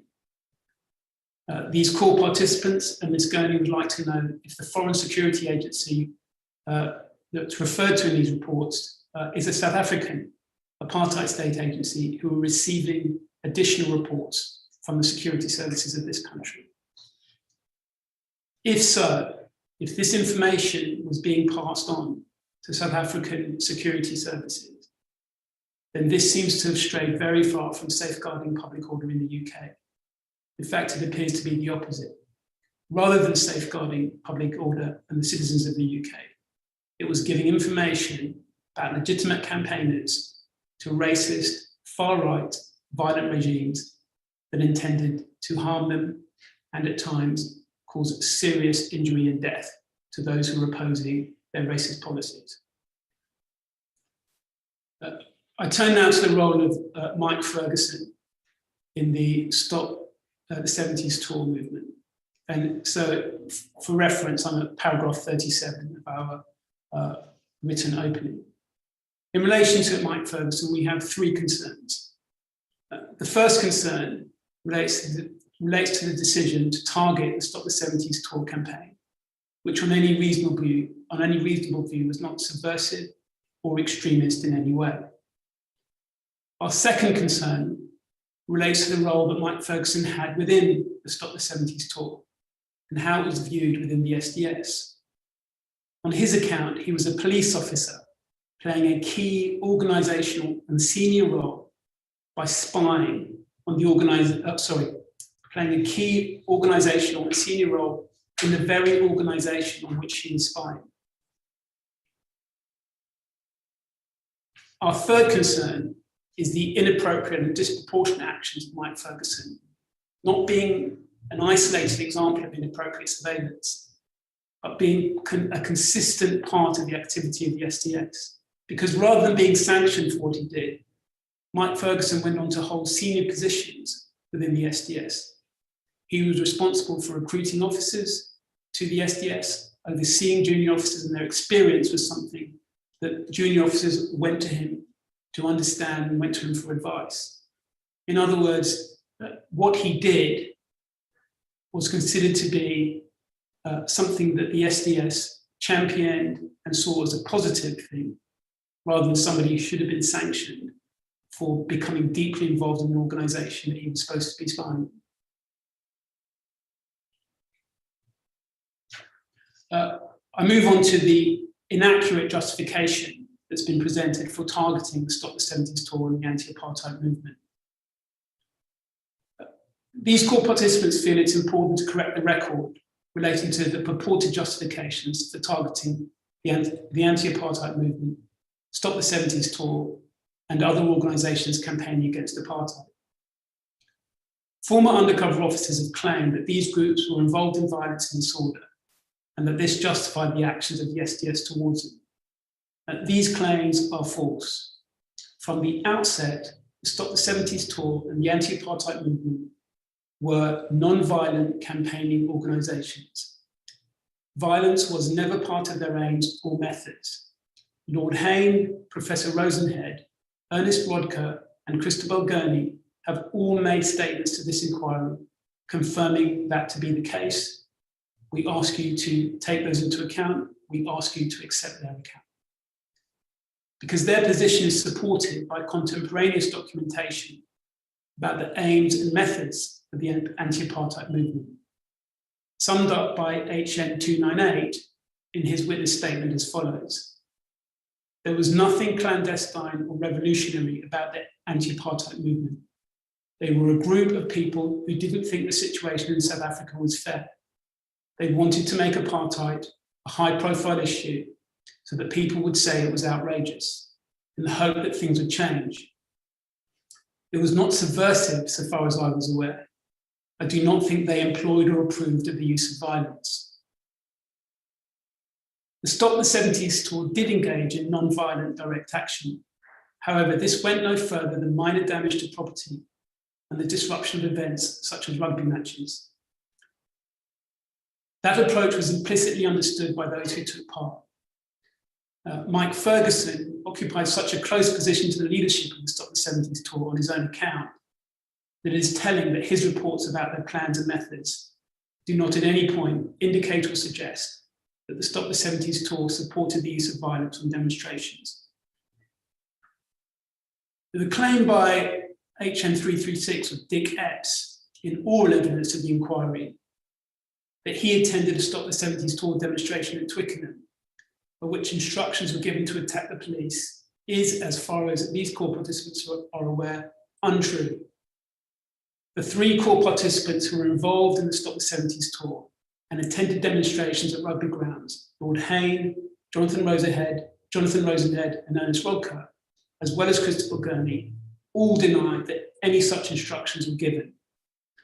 But we set out at paragraph 49 in our written opening statement why we say this inquiry should prefer the clear recollections of the core participants in Miss Gurney rather than an undocumented and improbable assertion revealed by an officer in oral evidence for the first time.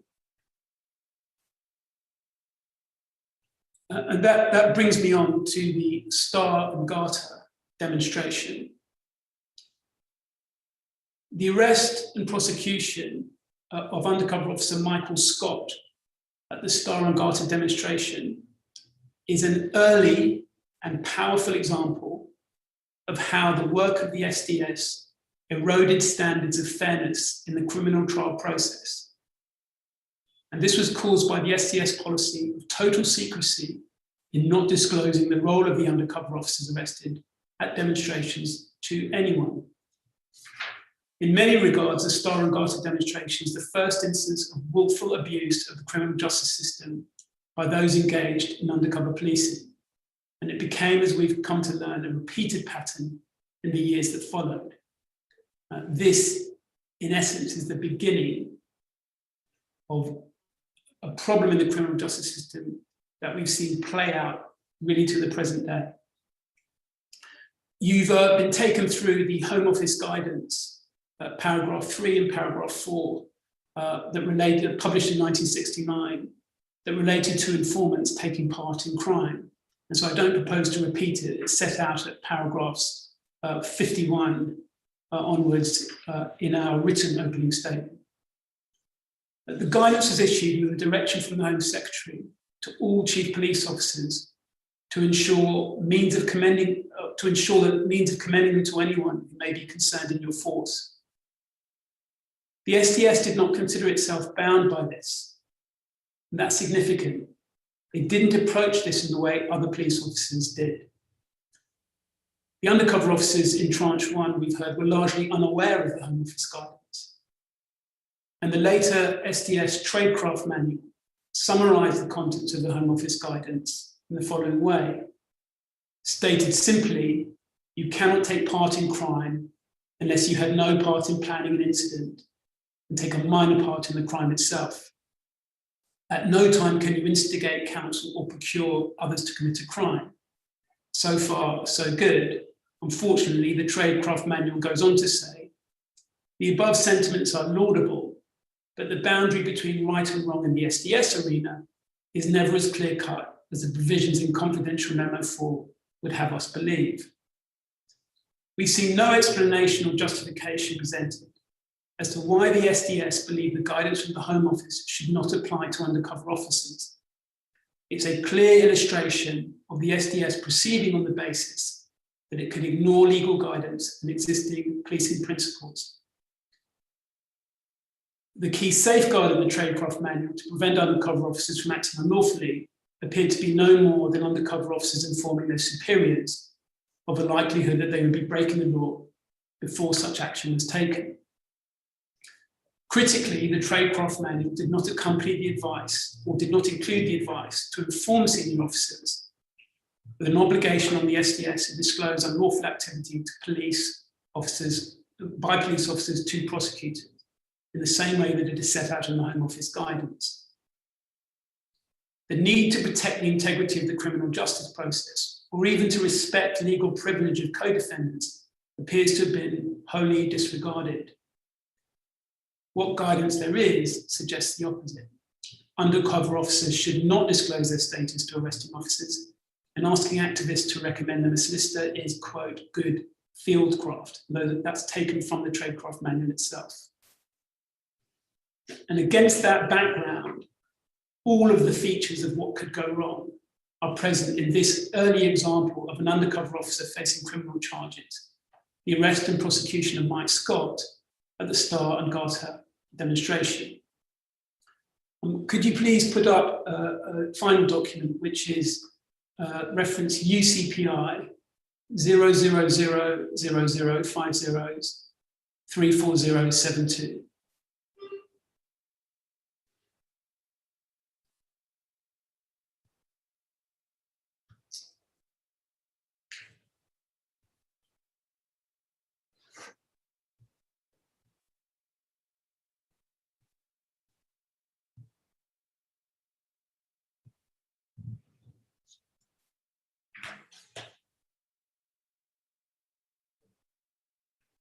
Thank you. That's an arrest taking place at the Star and Garter demonstration, which took place on the 12th of May, 1972, at a hotel in Richmond, where anti-apartheid activists sought to block the car park containing the coach due to take the British Lions rugby team to the airport for a tour of apartheid South Africa. 20 activists took part in the demonstration, including Ernest Rodker, Jonathan Rosenhead, Christabel Gurney. And unknown to them, the undercover officer, Mike Scott, also took part. Uniformed police attended the demonstration, and 14 activists, including Mike Scott, the undercover officer, were arrested, charged, prosecuted, and convicted of obstructing the highway and obstruction of a police officer. Mike Scott faced trial, even though he was an undercover officer, alongside other activists, and he was convicted under his false name. What the real Mike Scott must have made of finding out, if he ever did, that he was convicted, that there was a conviction under his name, is something we won't be exploring, but I think has been explored to some degree. The core participants have a number of concerns over the actions of Mike Scott and the Star and Garter demonstration. And the first and most important one is the factual innocence of the people convicted. This is because the case was defended in part on the basis that the demonstration blocked the car park and not the road. In other words, the highway was not blocked. And they were therefore factually innocent of the charge. The contemporaneous documents support the fact that at least most of the demonstrators were arrested in the car park. The defendants were concerned that police officers would lie and say that they were arrested on the road. And importantly, there is nothing in the contemporaneous documents to suggest that the undercover officer, Mike Scott, disputed this defense. He was therefore aware that the charge was proceeding on a false basis. Mike Scott, as a police officer, could and should have taken steps to correct the prosecution or to give evidence for the defense, telling the court as a police officer where the arrests actually took place, but he didn't. Our second concern is the lack of authorization. The actions of Mike Scott in participating in the demonstration were not sanctioned in advance by his superiors. The suggestion appears to be that his involvement in the demonstration arose quickly and he didn't anticipate he would be arrested. We don't accept that explanation. Even a likelihood of arrest before it happened should have been notified to senior officers in advance, and that could have been done quickly. Thirdly, we are concerned by the lack of disclosure.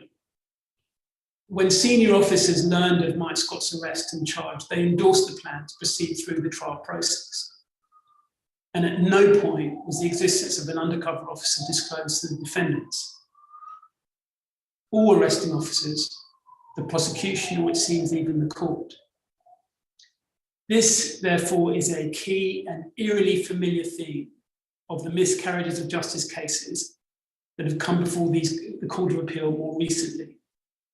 And we have in mind the case that you'll be very familiar with, so the case of Bard or the case of Berkshire, which feature in other parts of this inquiry.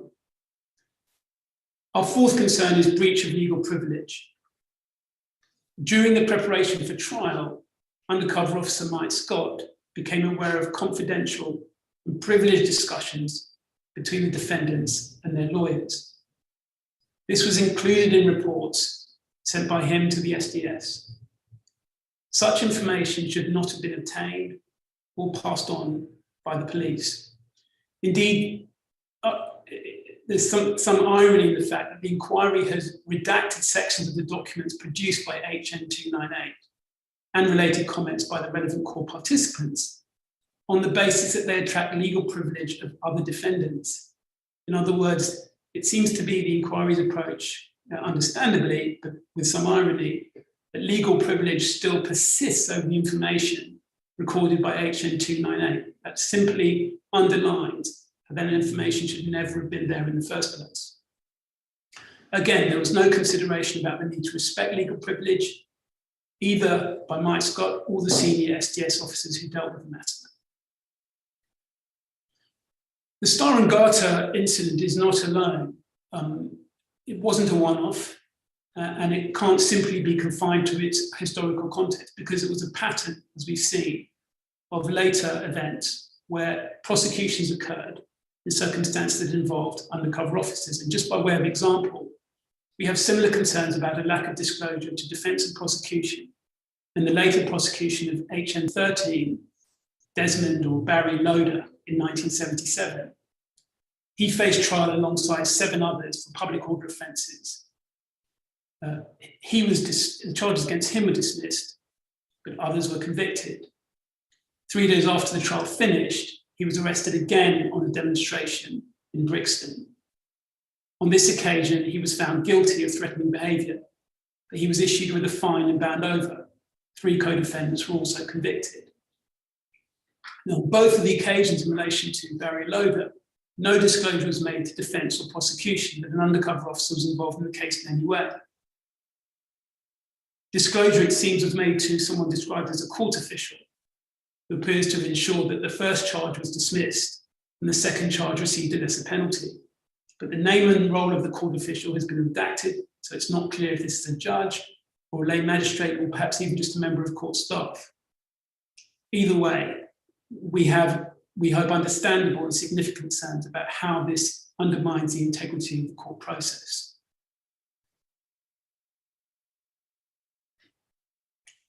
The concerns expressed in the later cases to do with the Ratcliffe demonstration and the Court of Appeal case to which I've referred emphasise how important it is to see the failure of disclosure by the SDS as a critical failure in the criminal justice process. And the comments by the Lord Chief Justice in those cases are mirrored in the review carried out by Mark Ellison QC and Alison Morgan in 2015, often described as the Ellison Review. Not only is the Ellison Review concerned about failures in disclosure, but the review acknowledged that there was a paucity of documents in individual cases, and therefore difficulty in determining conclusively how issues relating to the involvement of undercover officers in criminal proceedings had been handled. One of the points they made is that the inevitable context, the nature of the undercover deployments was such that on occasions, their deployments must have generated material which was disclosable in criminal proceedings, but which was not revealed by the SDS, so the responsible investigators and prosecutors. The events of the Star and Garter provide the first instance of the issues that are raised in subsequent prosecutions and were considered in the Ellison Review. The policy of total secrecy was a flawed policy. That was the policy in the Star and Garter demonstration, and that is the policy that was carried through.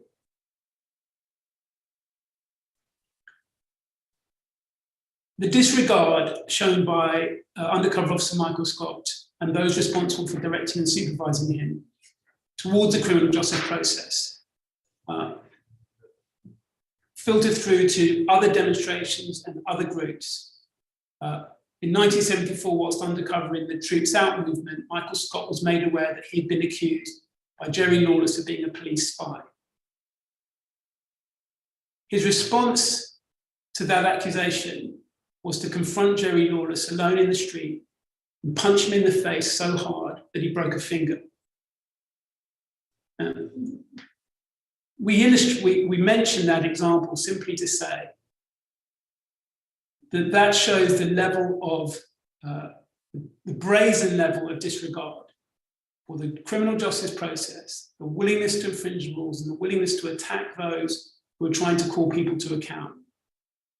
It demonstrates that to a very large extent, those who are involved in this approach to the criminal justice system and spying on demonstrators consider themselves to be above the legal process.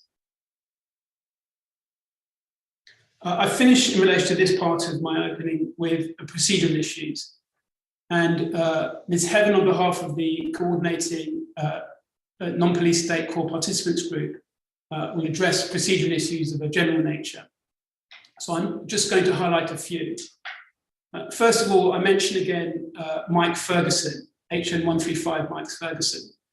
And the reason I mention him is because he is, as we understand it, unique amongst the undercover officers in this inquiry, in that there is a restriction in relation to him over his cover name, but not his real name. The decision to restrict the cover name was made without personal representations by Lord Hain. And we do mention that requests to review the restriction order that have been made by Lord Hain following receipt of disclosure from this inquiry have been refused without any response so far. The consequences of a failure to release the cover name of Mike Ferguson prevent those who would be able to give information about him from being able to provide that material to this inquiry. But there is another dimension to it which is significant and why not revealing his cover name is so problematic. Because where an undercover officer is confirmed but remains unidentified, suspicions are inevitably raised about those who were present at the time. One of those active in the SDS in the Stop 70s tour was Mike Kraft, a long-standing anti-apartheid and peace campaigner, who's also a dentist. And now, following the naming of Mike Ferguson in the True Spies documentary, Mike Kraft contacted Lord Hain expressing frustration that people had wrongly thought he might have been the police spy on the basis that he had the first name. Mike Kraft sadly passed away in 2011 and is unable to participate in this inquiry. On his behalf, these core participants reject any suggestion, and they wish to make it clear they reject any suggestion that he was an undercover officer and are saddened by the suggestion that others thought he might be. But as this incident shows, the need to dispel rumours and false accusations is as much a part of getting to the truth as any other aspect of this inquiry. In such circumstances, the core participants are left only to express their dissatisfaction over the approach taken by the inquiry about the need to obtain relevant evidence. I move on to the failure to engage with potential core participants. Christabel Gurney was a defendant at the Star and Garter demonstration, played a key role, but she's not a core participant of this inquiry, and she only gives evidence as a witness. Other persons who were active in campaigns and spied on during this period have similarly been refused core participant status. And there are a number of former members of the Workers' Revolutionary Party in the 1970s who fall into this category: Claire Cowan, Simon Pirani, Elizabeth Lester, formerly Battersby, they speak for many others. The reporting on the Workers' Revolutionary Party is extensive, and involving them as core participants would be helpful. But unfortunately, the inquiry has made a decision not to involve them as core participants. Similarly, John Lockwood was a member of the SWP and named in inquiry evidence. He was elected to the steering committee of the All Lewisham Campaign Against Racism and Fascism, was prominent at the Lewisham demonstration. He also is not a core participant. And other activists who've come forward, who we referred to at paragraphs 93 and 94 of our document, also, we believe, should have been core participants in this inquiry and could have assisted. So in concluding this section of my opening, the targeting of the groups campaigning against the African apartheid regime appears hard to justify. And it appears hard to justify because it is hard to justify. And we say that not simply from a present-day perspective. It was unacceptable and disproportionate, even judged by the standards of that time. These were political and social campaigns of worldwide significance. They deserve to remain free from the influence of undercover police officers. The decision to target Lord Hain, Professor Rosenhead, Christabel Gurney, and Ernest Rodker as they campaigned against apartheid, and to approach what they were doing as though it was a threat to public order, was a political choice. It involved the SDS taking a political approach to its work. It was a choice devoid of a proper assessment of proportionality. In making that decision, we suggest the SDS made a serious and grave error in the way it treated the anti-apartheid movement. This inquiry should confirm that error as a matter of historical record. If there is ever to be confidence in a surveillance system that went badly awry, we are ever to have confidence in it again, then we must find ways to ensure similar errors that occurred in relation to these core participants do not occur in the future. So at that point, I'll move on, unless you want me to deal with anything coming out of the Star and Garter demonstration, I'll move on to the second part, which is Celia Stubbs, and I think that will take me approximately 25 minutes. That's absolutely fine. Can I just confirm in relation to the Star and Garter that you have read the exchange that I had with Mr. Skelton yesterday? I'm sorry, I missed a word there, sir. Can you confirm that you have read the exchange, the transcript of the exchange that I had with Mr. Skelton yesterday? Yes, I have. Neither of us say any more about it at this stage. Yes, I've read it. We have a view about the terms of reference and the approach that the chair should take to references. I've had an opportunity to speak to Mr. Skelton about it. You may be pleased to hear that certainly from the conversation we had yesterday, it looks like he and I at least are very much in agreement on the approach. So it might be that we can provide you an agreed document, hopefully, and suggest what we both think to be the right approach to the terms of reference. Thank you very much. I'm grateful to both of you for that. I'll turn then on to the second part of my opening, which is relates to Celia Stubbs, and I'll really finish with that. Celia Stubbs is a core participant in this inquiry because of her relationship with Blair Peach and the campaigning that she did in relation to his death. Blair Peach was killed by a police officer. In April 1979, he was attending a demonstration in West London. Police officers alighted from a vehicle and struck a blow to Blair Peach's head that killed him. Celia Stubbs, the core participant in this inquiry, was Blair Peach's partner at the time. She has campaigned for justice in relation to Blair Peach's death ever since. No police officers were ever brought to justice for the killing of Blair Peach. That is because of a concerted and coordinated police cover-up. Fellow officers refused to provide important evidence. A key report, the Cass report, that identified the officer suspected to have struck the blow was withheld from those representing Celia Stubbs at the inquest into Blair Peach's death. Celia Stubbs is a core participant in this inquiry because she was placed under surveillance while doing the campaigning at the very time that coordinated police cover-up and perversion of the course of justice was taking place. The killing of Blair Peach by a police officer and the cover-up that followed it was and remains one of the most notorious events in the history of British policing. It is and should be a national disgrace. It is a permanent stain on the Metropolitan Police in general and the Special Patrol Group in particular. This inquiry cannot make good the historic injustice of Blair Peach's killing. However, it has a unique opportunity to examine the behaviour of undercover officers at that time who were deployed to spy on Celia Stubbs and others while she was campaigning for accountability and justice. The surveillance of Celia Stubbs is of particular significance to the remit of this inquiry. And this is because her experience reveals that the SDS, from its very interception, was corrupted by a misguided political motivation.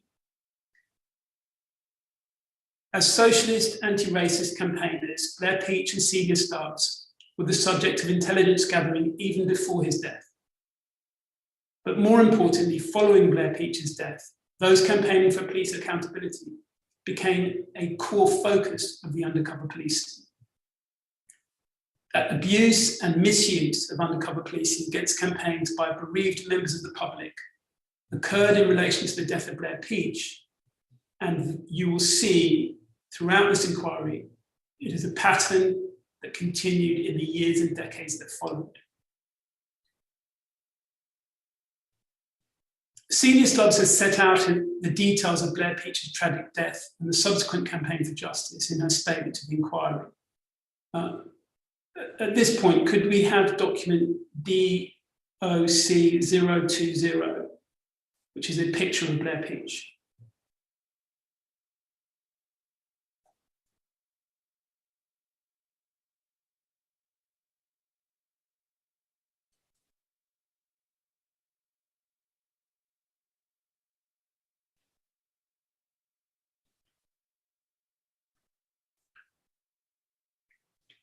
Her account reveals the brutality of the Special Patrol Group of the Metropolitan Police Service and the sustained cover-up that followed his death. Both Celia Stubbs and Blair Peach were campaigners prior to his death on issues which they considered to be important to society. Blair Peach was a well-respected teacher and trade unionist. He was a member of the National Union of Teachers, and he was particularly concerned with campaigning against racism. Both Celia Stubbs and Blair Peach were members of the International Socialists, subsequently becoming the Socialist Workers' Party. In Celia Stubbs' experience, these were socialist organisations that believed in justice and equality and highlighting injustice. And although theoretical background was revolutionary socialism, their activities were based around everyday activism and justice as trade unionists. They participated in demonstrations and in anti-racist activities. You can take the picture down there, thank you. Celia Stubbs and Blair Peach were both members of the anti-Nazi movement. It was that interest which led to their participation in the anti-racist protest in Southall on the 23rd of April, 1979. We've seen, there's no need to put it up on the screen now, but we've seen in our opening before a poster from that event, which invited attendance at a Unity and Peace March, what was described as a peaceful sit-down outside Southall Town Hall. The march was in protest against the National Front holding a meeting at Southall Town Hall. Celia Stubbs was at the march but not present with Blair Peach at the time of the fatal blow. She witnessed officers on horse and on foot chasing demonstrators into Southall Park and hitting people with truncheons. In the course of the march, 6 officers from the SPG alighted from a van onto the junction of Orchard and Beechcroft, Beechcroft Avenues. Blair Peach was present, and one of those SPG officers struck a blow to his head, killing him. Commander Cass of the Metropolitan Police Service conducted an internal investigation, but was met with silence from the 6 SPG officers who were present. By any standards, their behaviour in shielding a fellow officer from justice for murdering a member of the public is a disgrace. Commander Cass concluded that the officers were clearly obstructing police officers carrying out their duty in investigating this serious matter. Commander Cass's report was clear that a police officer had killed Blair Peach and that the officers present intended to protect one another and keep the truth hidden. It was also Commander Cass's report itself that confirmed the killer to be the police officer, and he identified Inspector Murray as the first officer to have alighted from the vehicle before Blair Peach was struck. And Commander Cass stated that grave suspicion attached to him. However, that internal report was not made public until April 2010, 31 years after Blair Peach's death. Significantly, Commander Cass's report was not shared with the jury in the inquest concerning Blair Peach's death. The inquest was really a travesty of what ought to be expected of an inquest and returned a conclusion of misadventure. Many years after the event, it transpired that the coroner, John Burton, had written to ministers partway through the inquest, dismissing the belief that Blair Peach was killed by a police officer as political fabrication. After the inquest, Mr. Burton wrote a draft paper entitled Blair Peach, the Unpublished Story, which he proposed to publish. It expressed the belief that the National Front and the police were blameless and that killing was the fault of the demonstrators, including Blair Peach himself. The Home Office internally shared concern that the report would discredit the impartiality of coroners. We might feel an understandable conclusion to draw from Mr. Burton's actions. And its publication could do a great deal of harm in respect of the Home Secretary's decision that a public inquiry should be resisted. In other words, Mr. Burton's draft report had revealed to the Home Office that there had not been an impartial investigation and that there was every reason for a public inquiry. But that draft report was kept hidden, partly to ensure that a public inquiry could be resisted. As a result of the long-running campaign for justice for Blair Peach, as a result, the long-running campaign for justice for Blair Peach never achieved its aim. The campaign did uncover that unauthorised weapons had been found in SPG lockers at Barnes Police Station, including a lead-weighted rubber kosh. At the home of one of the 6 SPG officers was found a lead-weighted wooden kosh, swords and bayonets, and a collection of Nazi regalia. Celia Stubbs has dedicated much of her life following her partner's death to campaigns not only for justice for Blair Peach, but also to assist others who have suffered injustices. And we set those out in our previous opening statement, and you'll be aware that the charity inquest was in part formed because of the work of Celia Stubbs. And she has contributed to a number of campaigns, including being a member of the Hackney Community Defence Association. And as she says in her statement, all of these campaigns have been about strengthening civil society, campaigning on issues like legal aid, lawyers' groups, and parliamentary lobbying.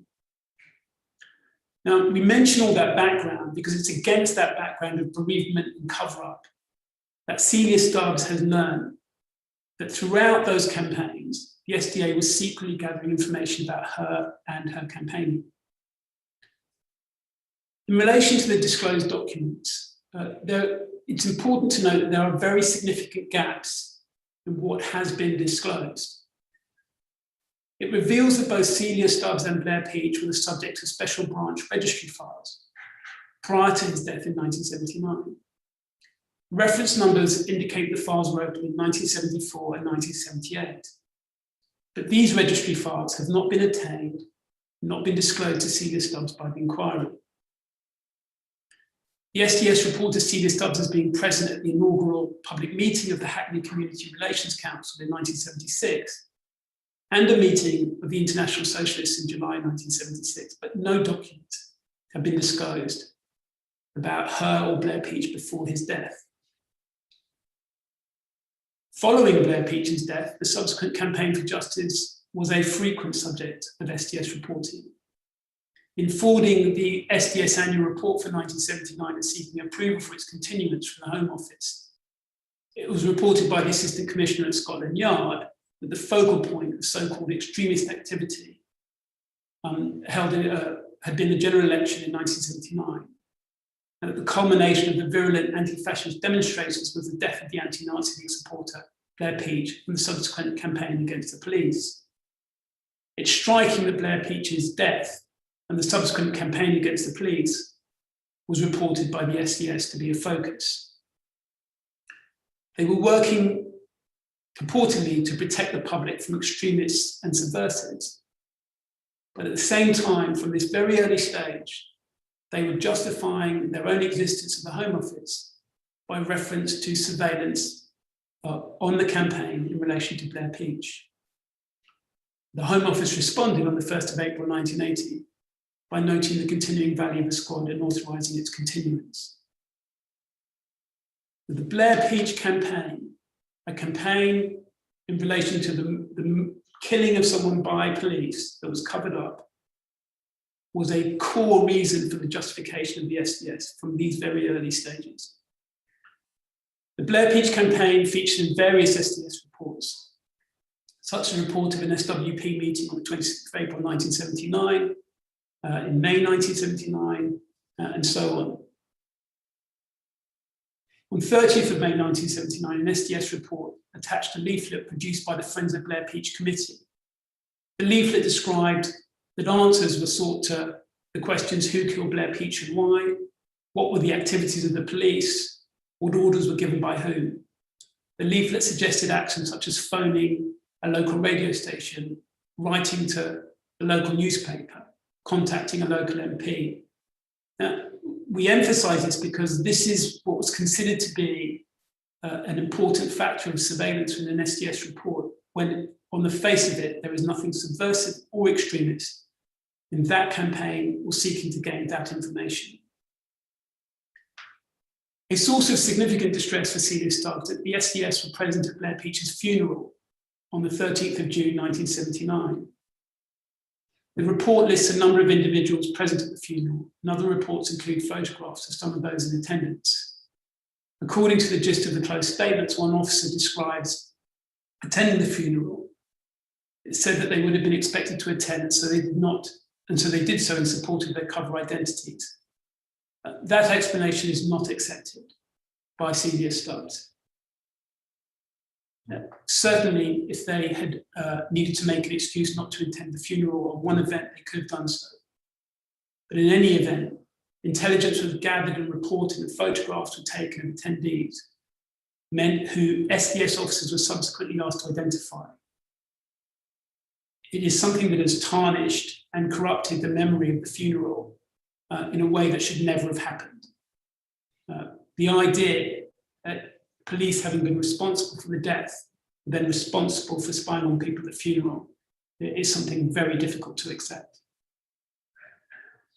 It is clear that the SDS were interested in the methods considered by the Friends of Blair Peach Committee to further its campaign for justice.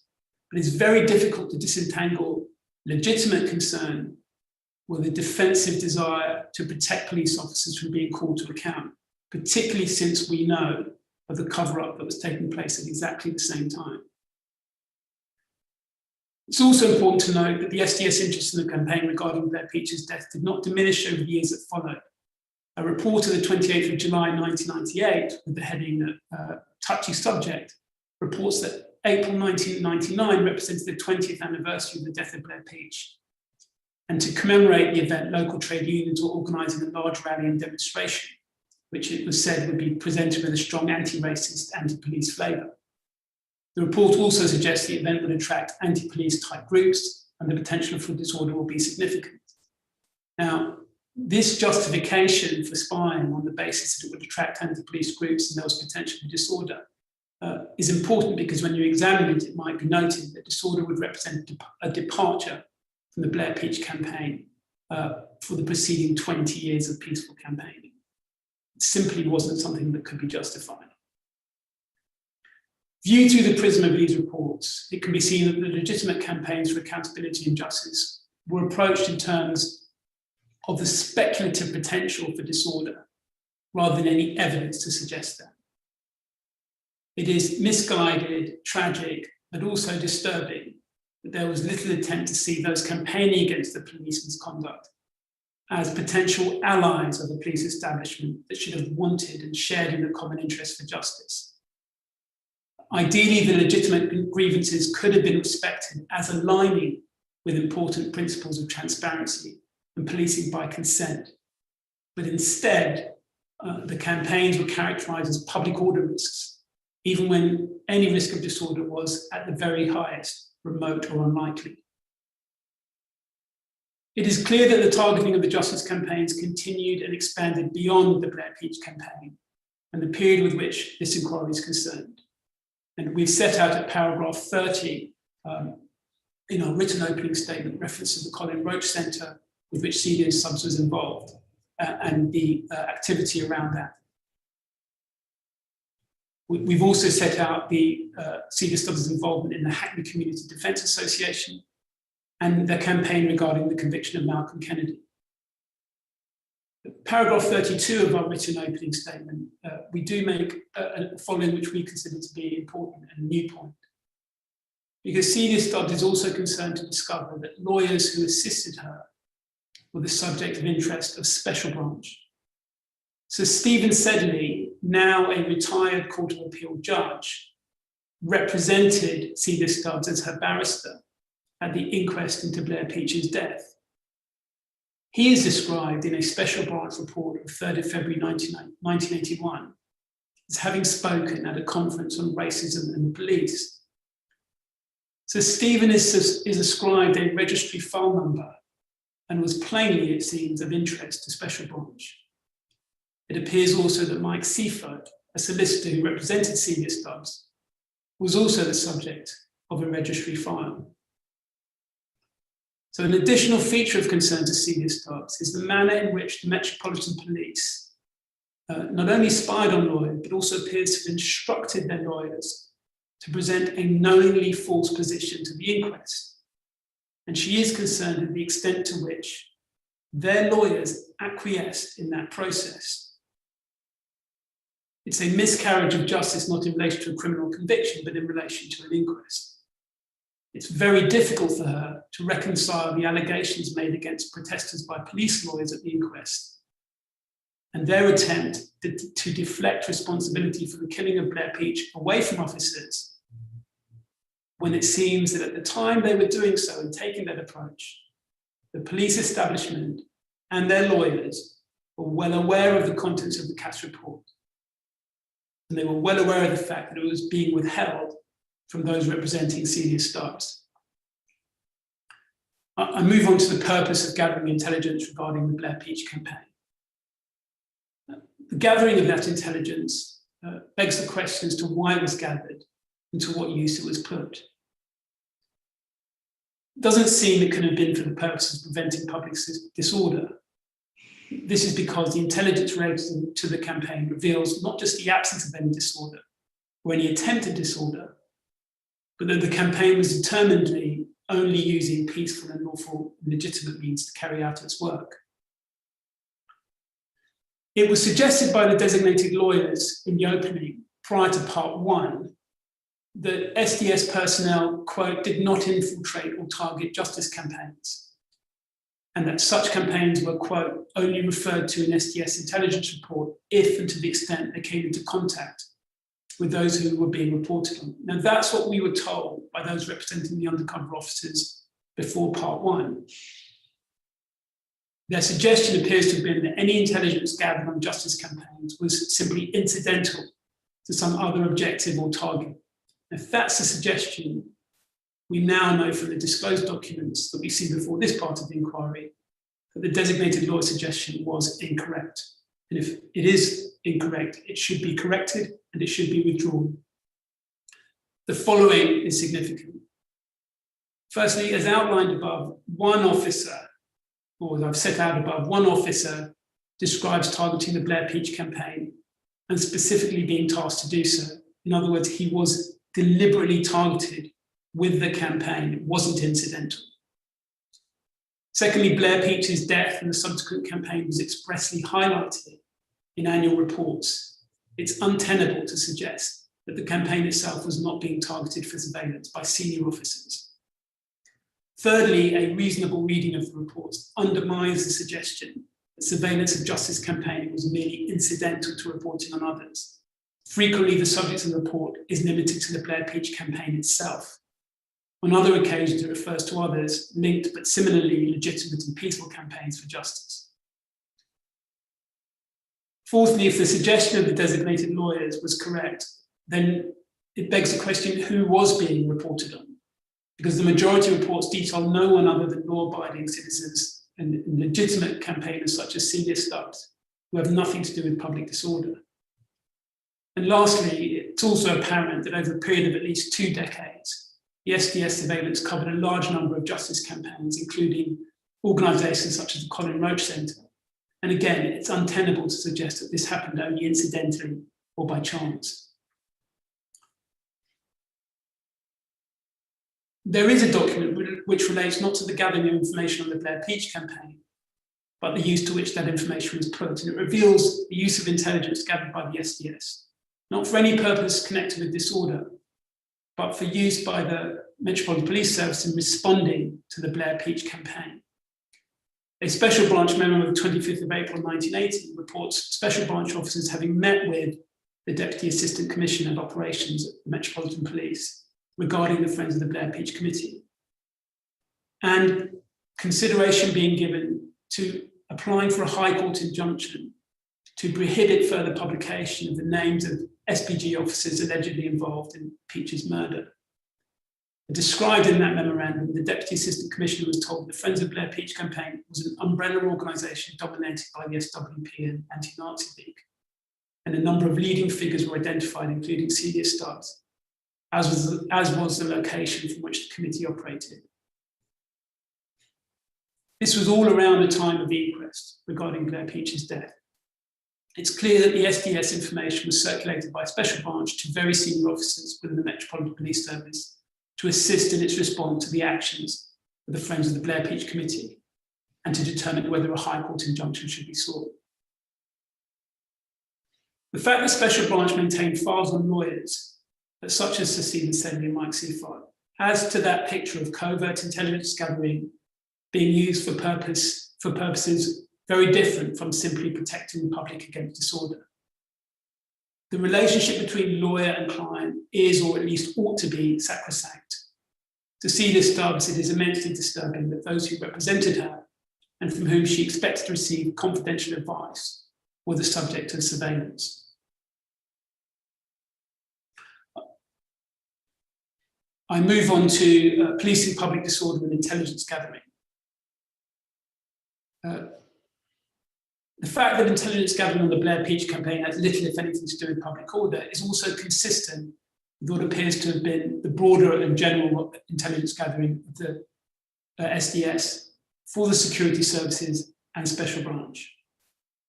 A component of intelligence gathering appears to have been overtly political, focusing on left-wing activity. It's the same point that I emphasised earlier when I was going through the targeting of the anti-apartheid movement. Paragraph 42 of our written opening statement, we quote from a 1976 special branch memo, which again appears to emphasise the focus and the political nature of the activity. This is made explicit not only in relation to the political focus, but also in exactly the same way the relationship between the SDS surveillance and the request of the security services for that surveillance to be carried out. HN 353, for example, states that much of the information he provided was probably more helpful to the security services than the police. And I don't think anything I witnessed was actually subversive. One of the most significant matters for you to consider, sir, in this part of the inquiry, particularly given the material that you'll be looking at and the time period you'll be looking at, is the fact of missing evidence that doesn't appear to be missing just through the passage of time, but is conspicuous by its absence. It's apparent that the disclosed documents reveal only a fraction of the intelligence gathering of the SDS. A number of undercover officers observed that they drafted a considerably greater number of reports than has been shown to them. For example, HN299 explains that he would attend 6 meetings a week and a demonstration at the weekend and put in a report for every meeting. Yet there are fewer than 200 reports in his witness pack. Given that the 1979 annual report highlights the Blair Peach campaign as one of the key focuses of that year, one would have expected to see it in a greater number of documents. It's also evident that the intelligence was gathered and placed in registry files, yet those registry files have not been obtained and disclosed by the inquiry. The registry files, we say, would give a more complete picture of the intelligence gathered on any given individual and of whether and to what extent particular individuals were targeted. What also causes concern is not just if documents are missing, but much more importantly, which documents are missing. It's striking, for example, in relation to the controversial events of Red Lion Square and the death of Kevin Gately in 1974, and in relation to Southall, the death of Blair Peach, virtually nothing exists, notwithstanding, or unfortunately we would say more likely because of, the 2 fatalities that occurred at those events.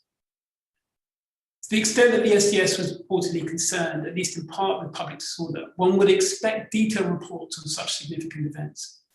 For example, in relation to the National Front March in Lewisham in 1977, there is a 56-page report which describes the events leading to the march and the march itself. There's a further 6-page report documenting the detailed debriefing of special branch officers who'd been present.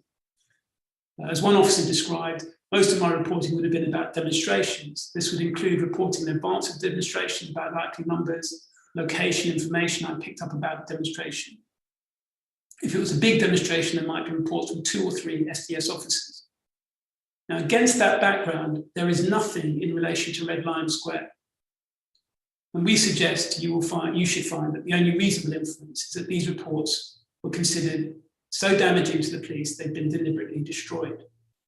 HN 301 recalls being present at Red Lion Square and being punched by a police officer, not having done anything to warrant being hit. His reports are missing. And these omissions, we suggest, should trouble the inquiry. In the Scarman report, one of the key issues identified as contributing to the event was a misunderstanding between organisers and the police as to the route of the demonstration. And these are precisely the matters for which the SDS would be expected to report, particularly in the circumstance their 1970 annual report identified as the most traumatic of the year. As far as Celia Stubbs is concerned, it's pertinent that the same applies in relation to the march in Southall.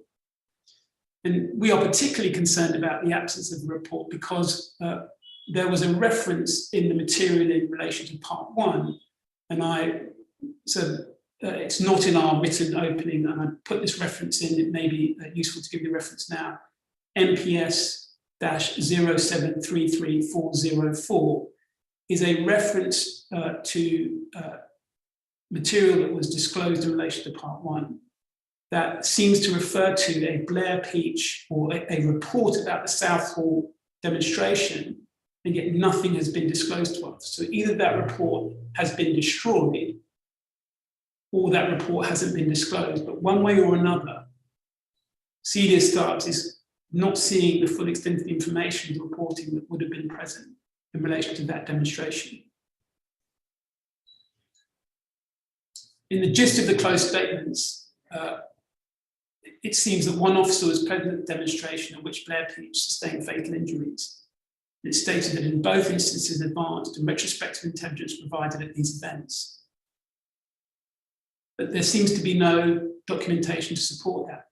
Despite the explicit confirmation that such intelligence was supplied by SDS officers, not a single document has been disclosed, and we don't understand why.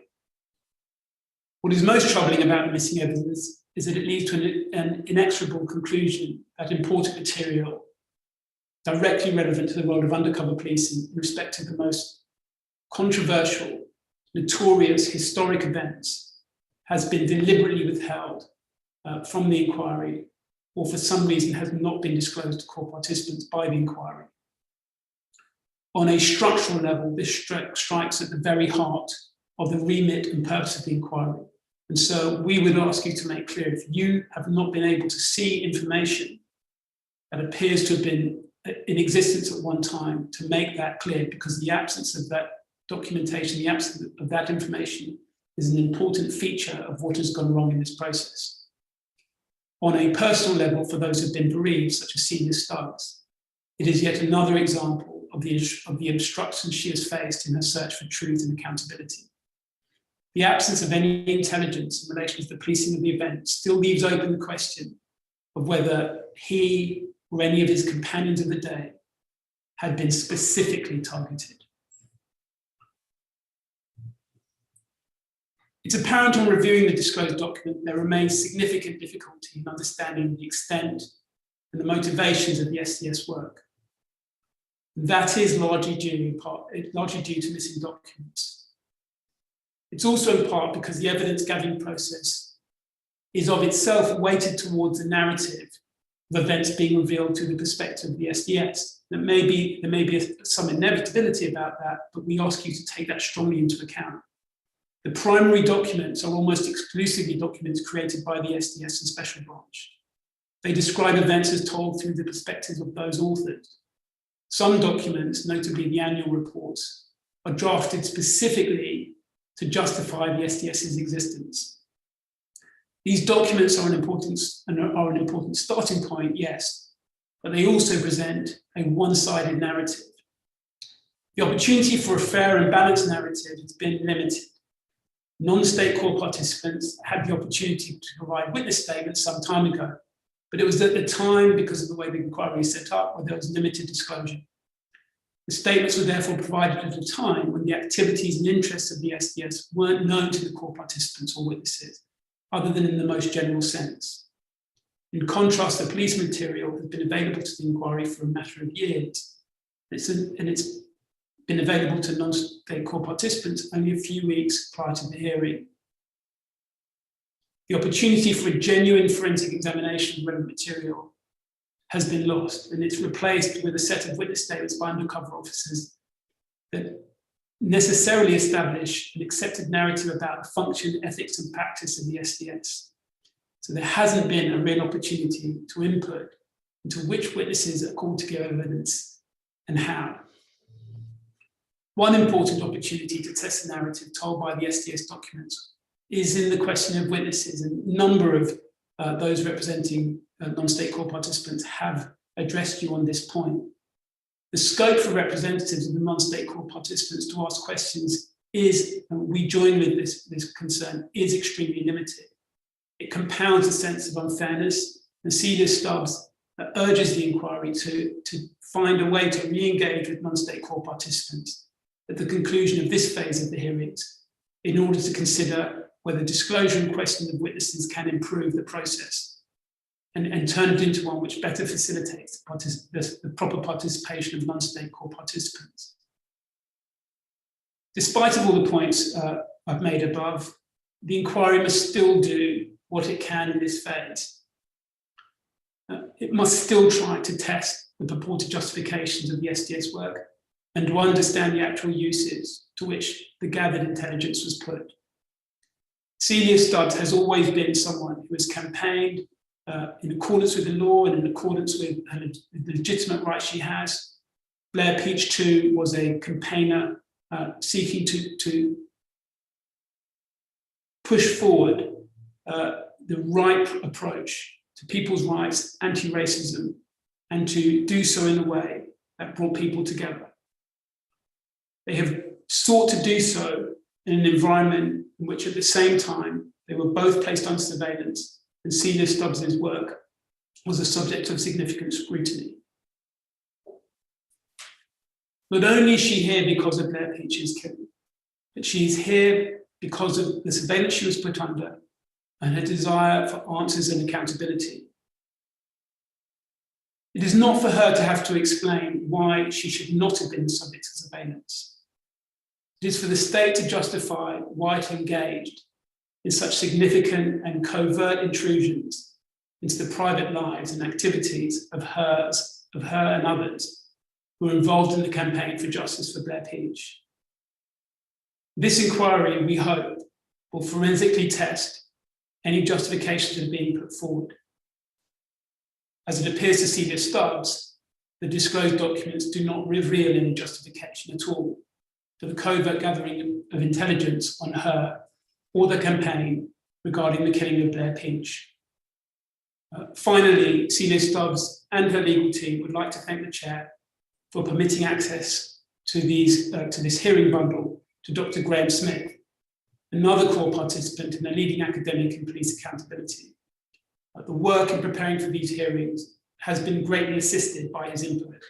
And we mention it because you as chair may wish to consider the contribution that can be made by academics and researchers if they have an opportunity to look at all the material that could be available as the inquiry progresses. So thank you very much for allowing me to go over my allotted time. I'm very grateful. Thank you. You had a lot of ground to cover, and I make no criticism of the fact that you went over the allotted time. As you and we all know, tomorrow is the 42nd anniversary of the date on which the blow which caused Blair Peach's death was struck. Although we are holding a hearing tomorrow and we will begin at 10, it will begin with me saying something about that event in terms that I know have been approved by Celia Stubbs, and as in the case of Stephen Lawrence, holding a minute's silence to remember him. Thank you. We will now adjourn, therefore, until tomorrow.